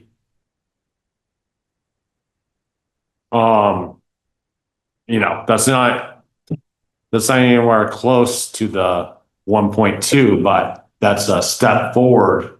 Actually, Chair, could I jump in for just a second? That 1.2 came from me because that was the last thing that I remember the sheriff saying. They rolled 1.2 down overall. So I wrote down 1.2 because I wanted to look at it. Oh, so that's the past cuts that she didn't like, but she was able to have.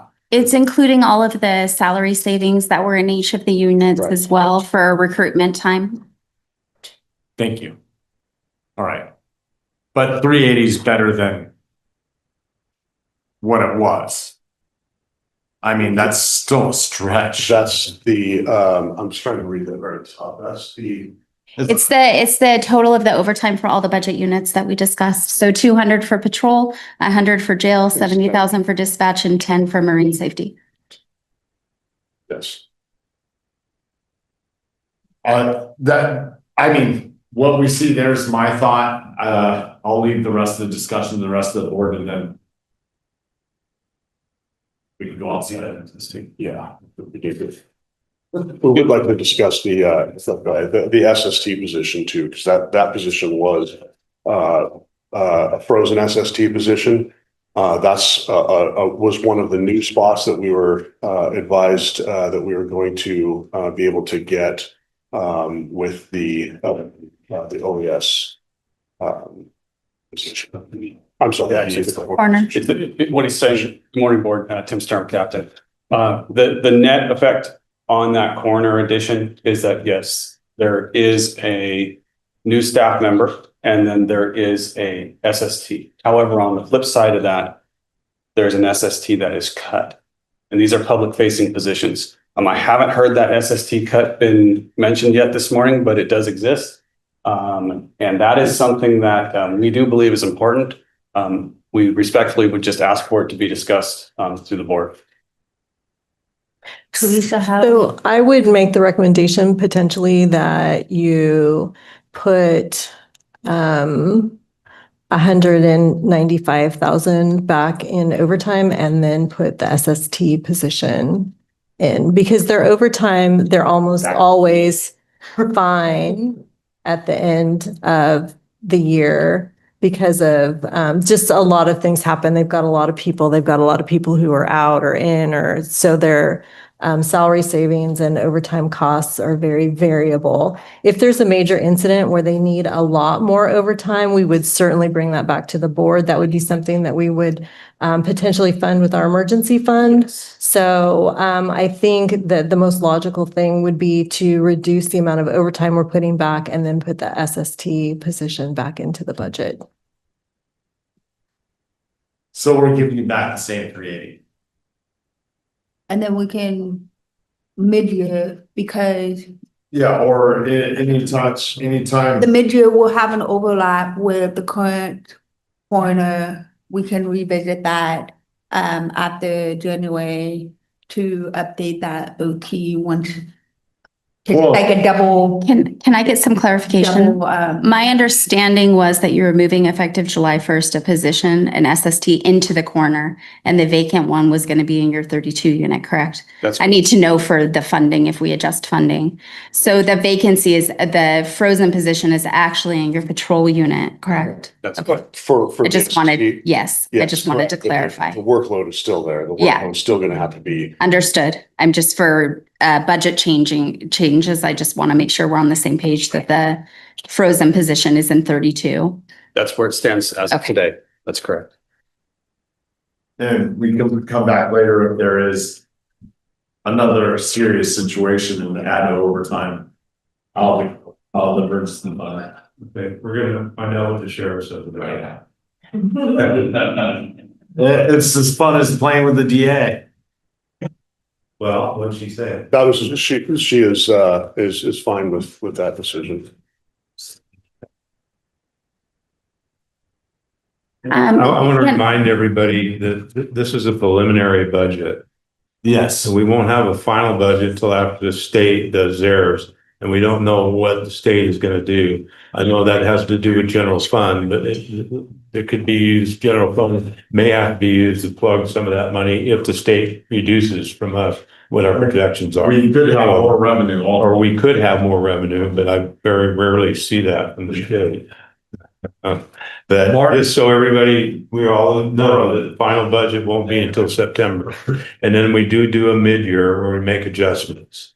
And we could have more money at mid-year depending on how everything goes and our local taxes and TOT. So just so we're all aware. I do need additional clarification from the sheriff's office. So the SST position is 85,996. We'll need to know what units you want to put the overtime back into for me to be able to get a spreadsheet together to present to the board. So that'll have to be. I mean. We normally need it for later this month. we normally present that to you guys at the end of this meeting. Oh. For your guys' approval. So would you like me to put marine safety and dispatch back in and then a partial portion of jail and 32 and we'll revisit it mid-year? Yes. Okay.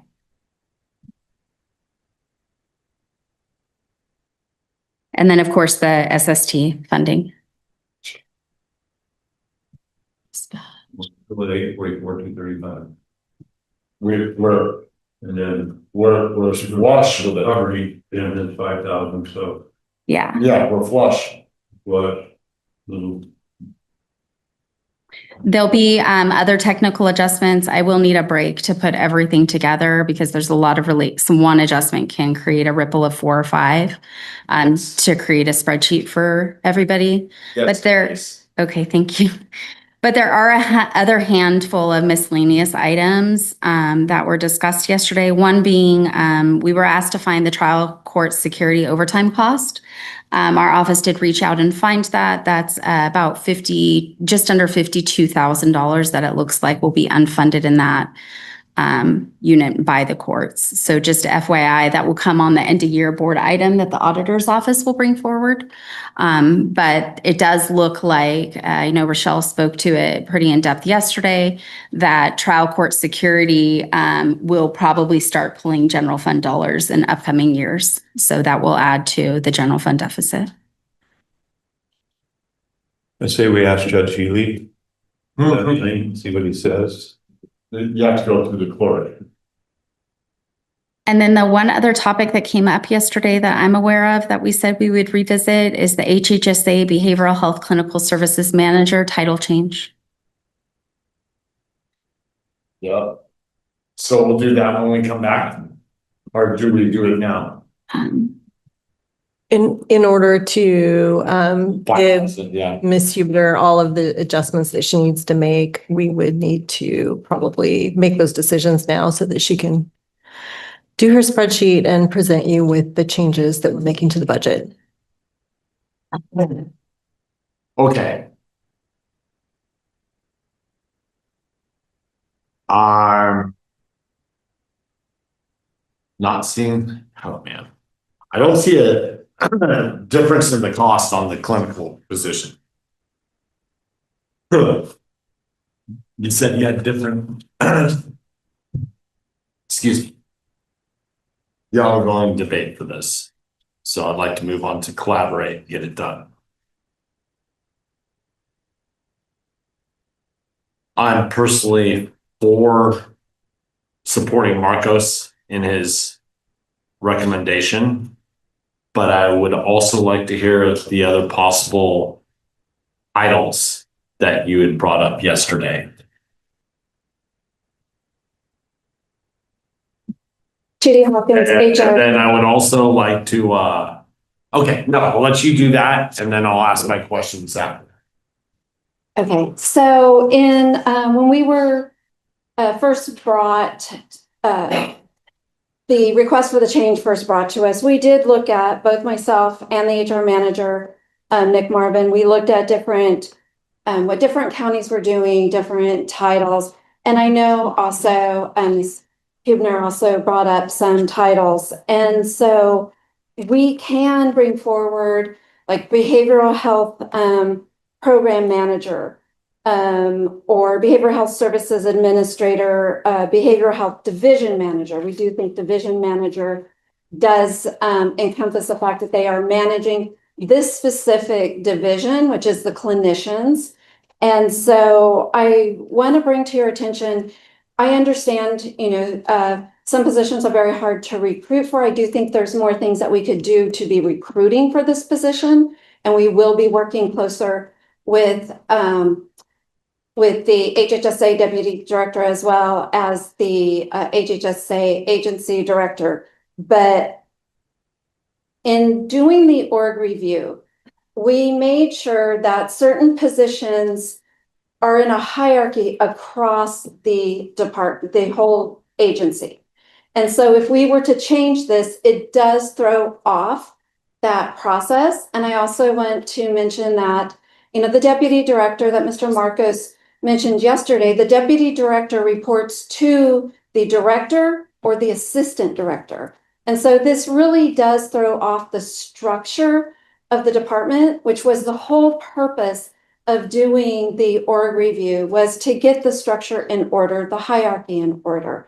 And so that's why we're requesting manager level positions to make sense in the entire organization, not just that division of the agency. So we do have other positions that we do think, titles that we do think would be beneficial, and then also just a heavier recruitment process. Thank you. Marcos, can I ask you a question?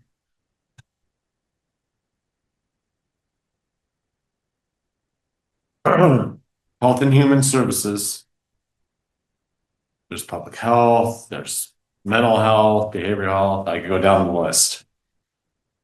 How many other branches of Health and Human Services have a director and a deputy director over? Currently, the deputy directors of HHSA, there is only one in each division, which also act as the directors of those positions. So for example, deputy director, HSA director of behavioral health, deputy director, HSA director of public health. Those are the official titles. There is currently no division specific deputy director in any of those, with the exception of human services. You just deputy director of eligibility, deputy director of social services. Right, but that's broad over all the branches, somewhat. So with the, because yesterday or sorry, sleep deprivation of my processing is slow right now, but with the suggestion you made yesterday, there was no change to cost. Right. So she brought up two titles, and the division one. Is there a difference on cost on that one? No, based on the recommendation that I heard Judy and the title she presented, I believe it would remain at the same pay scale that the current clinical manager is at, which is also the same pay scale that we have as a deputy director. On recruitment, was that deal? What's the division one? Does it make it any easier? It will not make it easier, so the reason why we asked for the behavioral health deputy director is that is a common title. Analyst title is not technically what it is, and you're not able to get people because when people put in for the analyst one, there's a burden of responsibility that's not necessarily defined underneath that name. That's the way it is. Yes. that is like having worked in a agency, I mean, when you don't have job specifications inside a certain title that are encumbered, that generally puts you in a position of working out of class, It could. which could pose a problem. Okay. I'm just saying that because that was my understanding of the way you proposed it, and it makes sense to me, so. Teresa. We would recommend moving forward with the division manager title and going out for recruitment.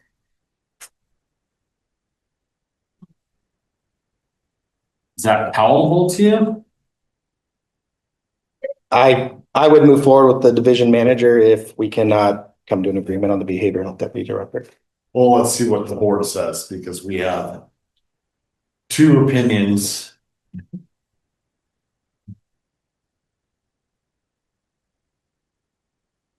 Would you like to say something, Mrs. Saul? If you guys don't mind, would I be able to speak? Oh. All right, so Wendy Alt, Behavioral Health Director. And I just wanted to thank Marcos for supporting this. And so I'm here today in support of restoring the clinical services manager to the former deputy director of behavioral health. This request does not create a new position. It does not add staffing. It does not increase salary or benefits. Rather, it restores the title previously existed and more accurately reflects the responsibilities assigned to the position today.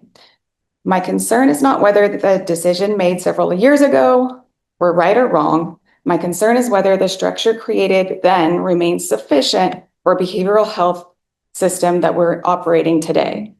Behavioral health today looks very different than it did a few years ago. Since then, the deputy director, now the title since the deputy director title was changed, counties have now been tasked with new mandates such as Care Court, SB 43, Mobile Crisis Requirements, Prop 1, implementation, expanded housing initiatives, enhanced care management supports. All of these just to say that there's a wide variety of things, not just a person to oversee clinicians. There are 2 supervising clinician positions that could oversee that management area that are also unfilled. We have several other initiatives that are required that also need to be implemented. These are not just administrative initiatives. They require clinical licensed individuals. They require leadership, supervision, quality assurance, fidelity monitoring, documentation review, regulatory compliance, workforce development, and ongoing operational oversight.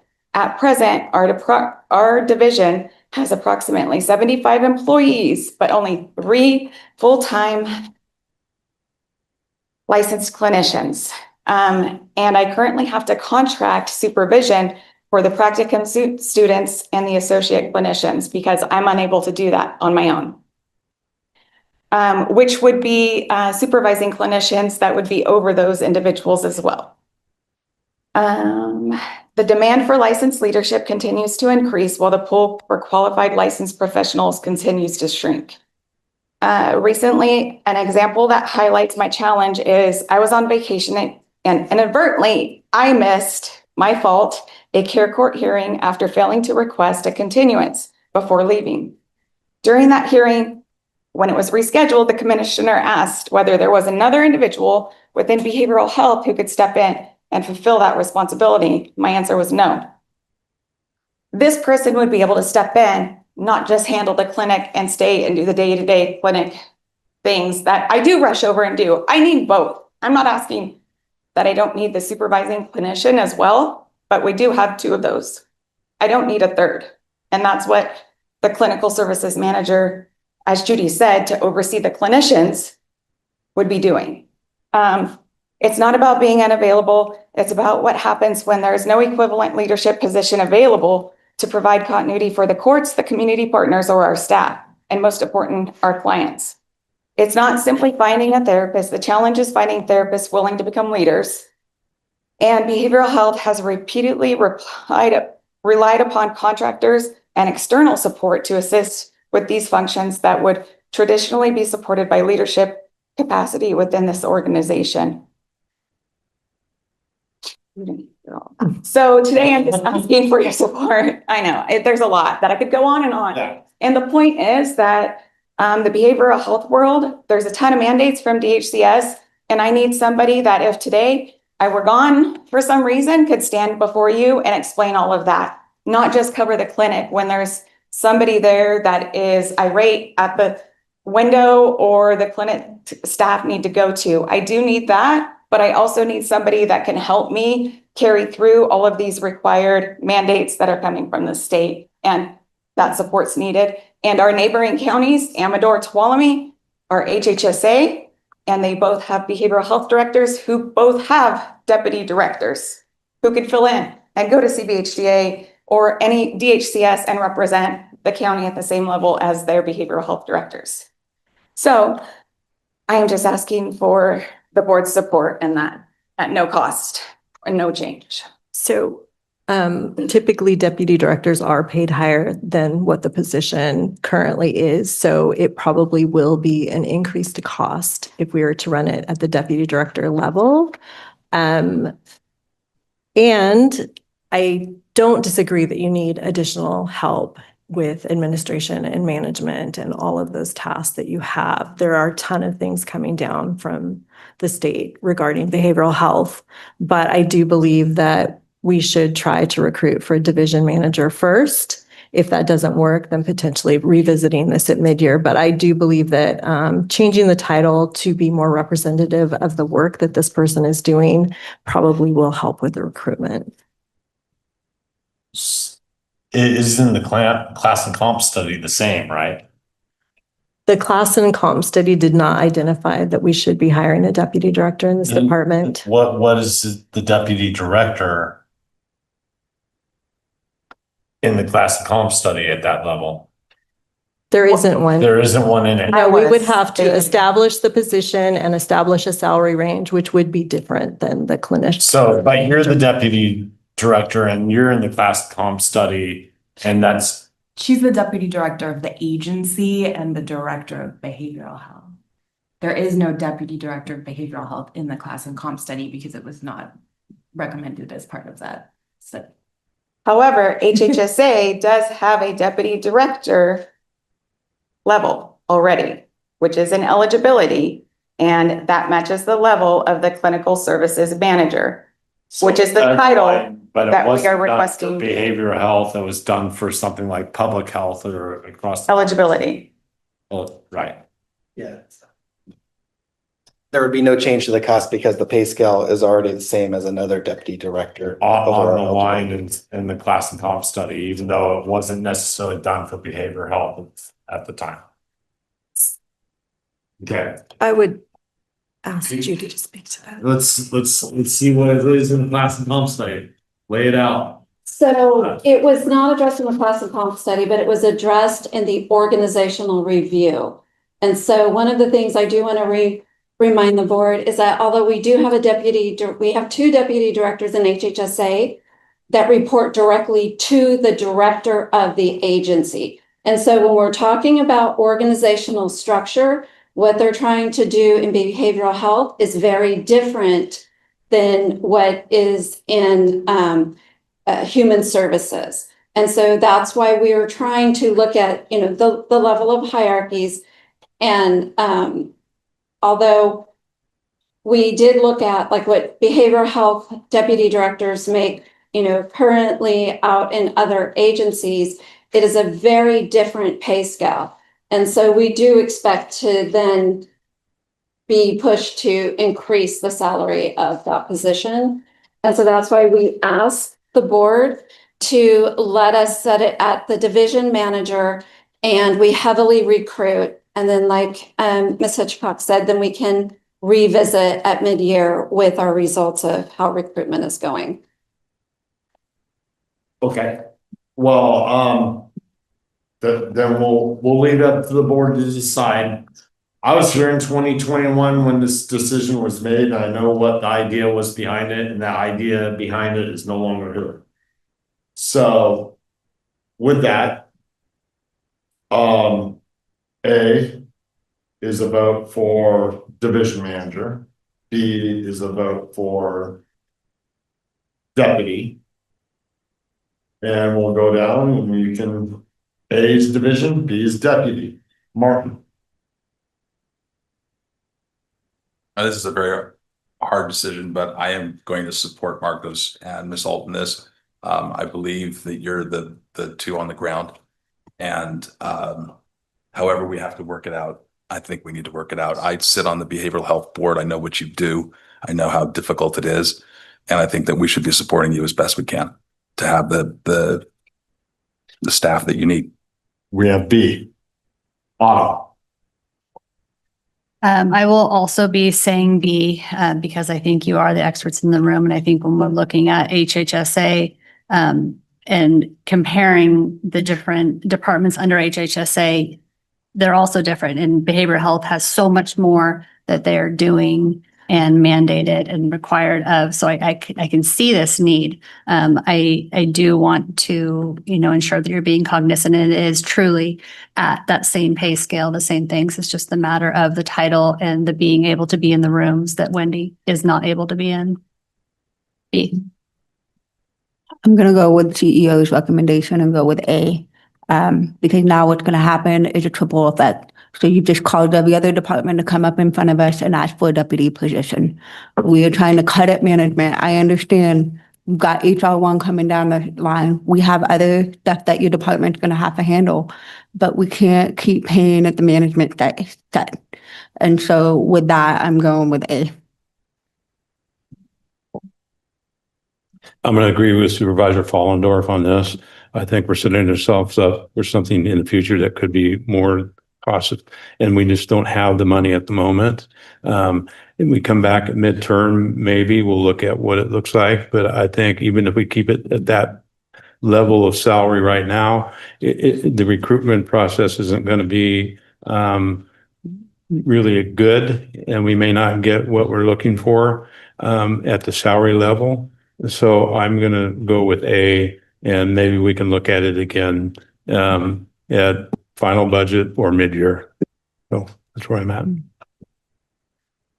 Well, I'm going to go with B. It's only a few times that pushed up against you, Teresa, but I've already explained for the most part with my questioning, my reasoning behind it, along with what Supervisor Andal and Supervisor Heavies have said. So that's B for deputy. Thank you.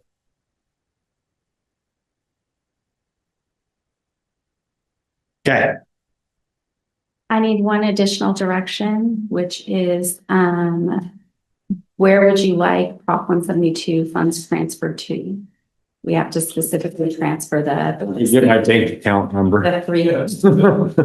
I can be safety. The 300, are we transferring a portion to sheriff, a portion? I know it's all out of the same pot of money. It all comes out of general fund, but just for us to have. I think the easiest one is sheriff right now for the most part. That way, the other just more discretionary money can go towards the departments that don't need to avoid it. Or what do you think? Barbara, you're shaking your head at me again. So I'm gonna listen to you and hopefully I'll get chastised again. I will do my best. I already got turned into Attorney General twice yesterday. I will do my best. We understand the kind of, I don't, and I say shell game, I don't mean that disrespectfully, but we understand how the money moves around. And ultimately, if it goes to the general fund, it's a discretionary money. We would like to have a dedicated percentage of the Prop 172 money because it is meant for public safety. We are public safety. And I think that may help insulate us in the future with fluctuations in the general fund. And as I pointed out, we're only 7% of the general fund. And yet right now with the cuts proposed, we're shouldering 18% of the general fund cuts. So it's just, and public safety is supposed to be the priority. And I'm certainly not suggesting that we take money out of the sheriff's department. We are a continuum, right? And hopefully I made that clear. The sheriff's office has many, many functions besides just arresting, Well, let me say yes. suspects. But if my office is not sufficiently funded, that has a very negative impact on the sheriff's office. If my office is not sufficiently funded, well, you could probably do away with probation altogether, right? Because it is this continuum and. It's the point, yeah. No, It's just like the assessor to the auditor controller to the tax collector. But that's not good for public safety, right? Right, And, no, but we already I understand what you're saying. We already have somewhat of a revolving door that has been exacerbated by the Humphreys and Kowalski decisions. But if my office isn't in place, if we don't have the resources to file charges and, investigate further, then that puts the sheriff's office in a position where the revolving door just speeds up to, just a ridiculous point. Okay, we are this continuum. We would ask for a set percentage of the 172 funding, going forward. Yes. We would, instead of just leaving it up to general fund discretionary. Giving Barbara some of the 172, right? But in all due respect, I don't know about the word set. I think this is something that is a variable that we have to look at every year. Oh, well, yeah, well, no, we're talking about this year. Yeah. Yeah. Yes, you're right. It has to, every year, this is Right. going to be something that the need has to be looked at in real time. And I appreciate I'm never going to tie my hands to not be able to change it next year, even though I won't be here. I appreciate that. And what I was making reference to was it's on page 192 of your budget book. The decision for 90% sheriff and 10% fire was just based on past practice. There was no, jive down into the nitty gritty of how we should allocate this money. So I am asking for a set percentage. I understand would be for this year. Thank you. Yes. I think. You need some time to put it all together and bring it back to us. Yeah, there's a lot of related Denise? adjustments that I'll have to finalize. Give her as much as you possibly can. Well, I was just gonna move the full 300, that 10% into DA. Right. So. Yep. 10 minutes. Probably a little bit longer than that. Okay, no problem. 15, 20. Yeah, we go. Let's do come back at 11:45. Yes, ma'am. Let's come back. She put it in all this together. Yeah, that'll be 25 minutes for you. Yep. Well, okay, wait. The ladies are. Clarity. So so the 300 is coming out of fire. Yes, out of Prop 172, and then it'll move from Prop 172 into the district attorney's budget. If you still want to talk about it again, Autumn, this is your opportunity. Well, I'm just curious. So we're doing 198,501 to the district attorney, correct? Yeah, so the way the general fund works is it all rolls up so it'll essentially reduce the general fund draw of the DA in excess of that, and then the draw of a different account within the general fund will go up, but they offset each other because they all roll into 1010. So we balance it all as one whole account. And then, Yeah. And then probation will just go somewhere else. Yeah. So essentially probation's draw will go up and DA's will go down. Okay. Yeah.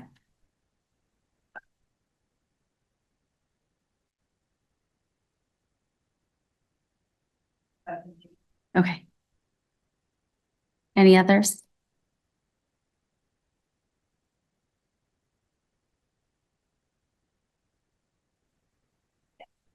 Okay. Chair, just to clarify, we'll return at 11:45.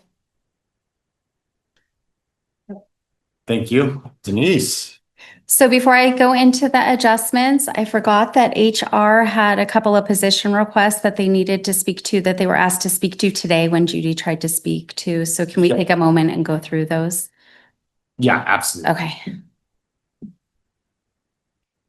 Good almost afternoon, board chair and members of the board. Nick Marvin with Human Resources. So as you saw the personnel changes yesterday, we did discuss those with the unions. There were 2 changes that they did request us to make, and those will come back, of course, for approval at the next meeting. The first one is with Public Works. There was a request to reclass a Public Works analyst to a senior Public Works analyst. they requested instead that we add a senior public works analyst position, recruit for it, do a departmental promotion, and then we will, once that one is filled, we will delete the position that becomes vacant from that so that that balances out. And then, So same thing, just. yes, instead of doing- reclassing it, it's adding it, allowing a promotional opportunity for everyone to apply for, and then deleting the one that becomes vacant. That makes sense. Yep. And then the other one, similar situation, but in HHSA Human Services, the social worker 3 reclass to a staff services analyst. Almost a similar thing. They are requesting that we add that position of the staff services analyst and opening up that one up for promotion. The only difference is that they are not agreeing to delete that social worker 3 at this time. That is something we could come back and discuss with them later. But because the one in public works, it's an SEIU position to an SEIU position, so they wouldn't be losing a position overall. This one would be reclassing to a management position, and so they do request that we add that management level and then look at the social worker position later. So that mean the one position will be frozen into such time as we discuss it? Yes, correct. And then that was it for their changes. Are there any questions on those? Looks like I asked them all. All right, thank you very much. Thank you, Nick. Thank you, Judy. Okay, so for adjustments, I did work through these fairly quickly, so I would like board's approval to make any related technical adjustments if I find that there's a contingency adjustment or some other administrative adjustment that needs to happen to maintain all of our funds in balance. But a lot of these on here will be the technical related adjustments, so I'll just try to highlight. First, we have from TOT 127,000 going into the general fund. That's into general revenues. Then we have a reduction in transfer from county capital. After I did all the math in the general fund, that was the net difference. So that's a reduction in the transfer from county capital. We have the appraiser position. We have removal of the dispatch contract from the general fund. We have reductions you can see right here in all of the district allocations that we discussed. Please make sure your district allocation is correct. We have the funds added back in for the deputy district attorney position. We also have in the district attorney budget unit 300,000 from Prop 172. We have an additional overtime line added in for the sheriff's admin patrol unit and the expense added back in for their sheriff services tech. We have $70,000 in overtime expense added into the dispatch. We have $115,000 into probation for pretrial expenses. We have $10,000 in marine safety for overtime. We have $134,000 in jail for overtime. In archives, we have a handful of changes. This 4721 is the transfer for the 80% from the recorder's SRF to cover costs. Then we have the total cost of the archives position and services and supplies reinstated in that unit. For roads, we have the additional funds coming from TOT for the change up to the 662,500. And I just put it in an expense line in roads. We'll have to determine when adjustments come back with Micah how that will be spent. For our CIP account, I have an increase in revenue of $30,000 for the integrated waste weather stairs project and an increase to that cost. Then you'll see the adjustments in the integrated waste account related to that, which is a transfer out of $30,000 and a reduction to their contingencies. Here you'll see the corresponding transfer of the money going to the archives account of $89,000 being transferred out right here and a reduction in the contingencies to maintain balance. Right here for Prop 172, you'll see the fires comes out of 5628. There is a reduction to move those monies to the DA, and then you'll see the transfer out for the funds going to the DA. For TOT, you'll see a reduction in CVB and an increase for a chamber allocation. Then here's the reduction to fire, but next you'll see that's 662,500 reducing them down to the 100 and whatever it was, but then the dispatch contract is paid for out of a different line item. And then here is the 127, 184. We talked about moving to the general fund from TOT and the amount going to roads. And then here's the amounts for 5540, our county capital account related to the transfer. I just did identify one account I'm missing on here as we went through, which is the county fire account.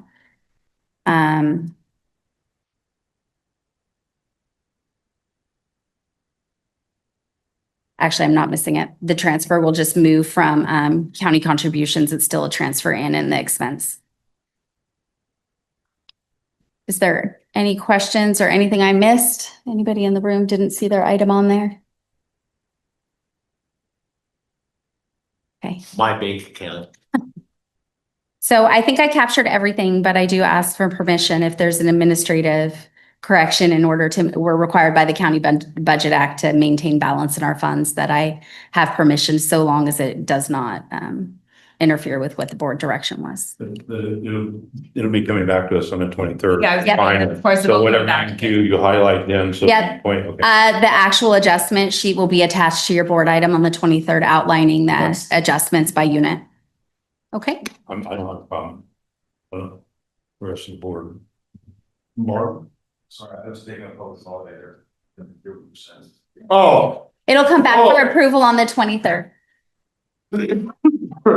And she'll show any minor adjustments. If she has any minor has to adjustments. make between now and then at that time. Yeah, she'll point them out that time. Handle?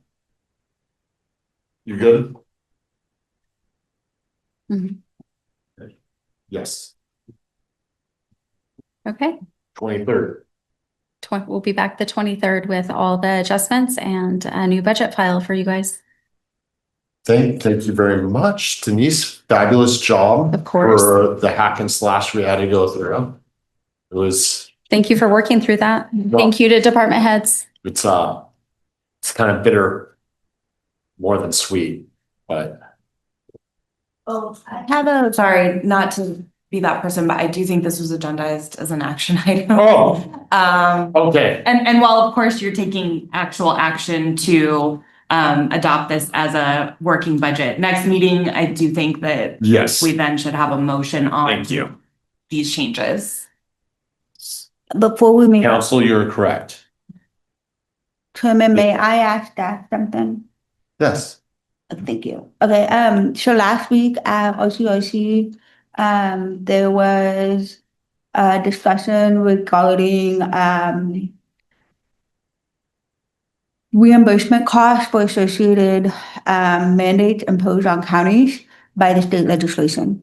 I know I sent this to the admin team. I neglected to bring it this morning in the midst of chaos with a toddler, but they did each county and showed a map of our reimbursement. And at this time, OCRC is putting their staff available to support counties in seeking those reimbursements. And so ours are not, according to what they pulled from the data, we are not seeking the maximum reimbursement back into this county for some of these mandates.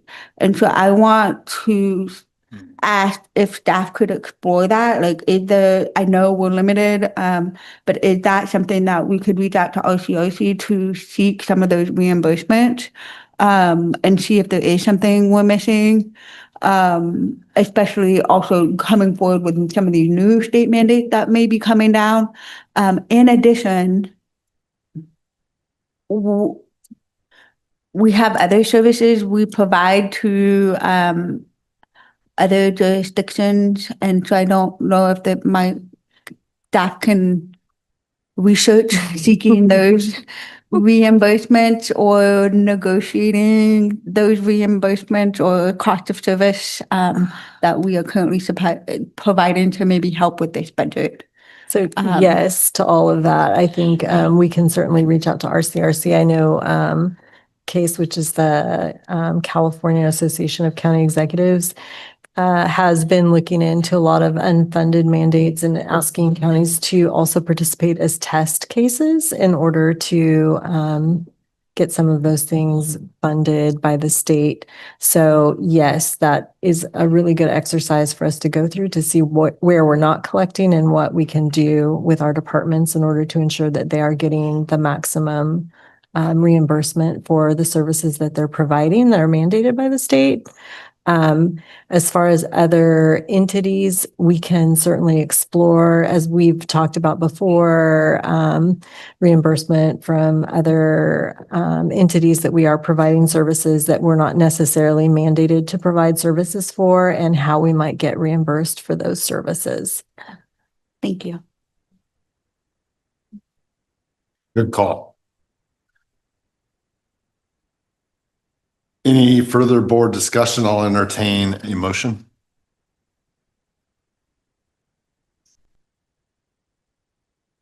Don't make me move it.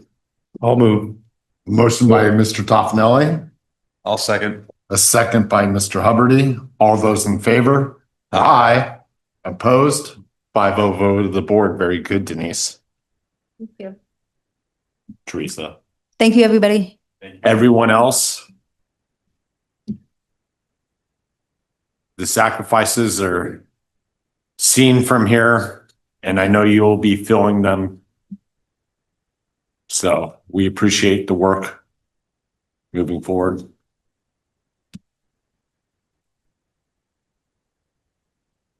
You have any announcement? Yeah, I was getting to that. Board announcements. I'll just say legislative, for CSAC. Same thing was brought up, Amanda, a little late to the table with a rural caucus over there at CSAC, but also looking into exemptions, working with the legislature on more exemptions for rural counties when laws are passed that fit city and urban areas on top of those. So fairly simple to say, very complicated to get put in, but that I'll leave it at that. Mr. Toffenelli. I have nothing to report. I attended OCOC last week, and that what I just mentioned on the reimbursements was one of the major topics, along with HR1 and other concerns coming down from the state and feds regarding health and human services. Majority of counties are actually starting to cut at the top. And they were lucky, we're in a better situation than some other counties at the moment. And I hope that as we continue these budget discussions, we don't end up like some of them right now. And then tonight is the predator workshop in the overflow that starts at 6:30. And the UC extension will be hosting that with presenters. And that's all I have. Yes. Wolves, bears.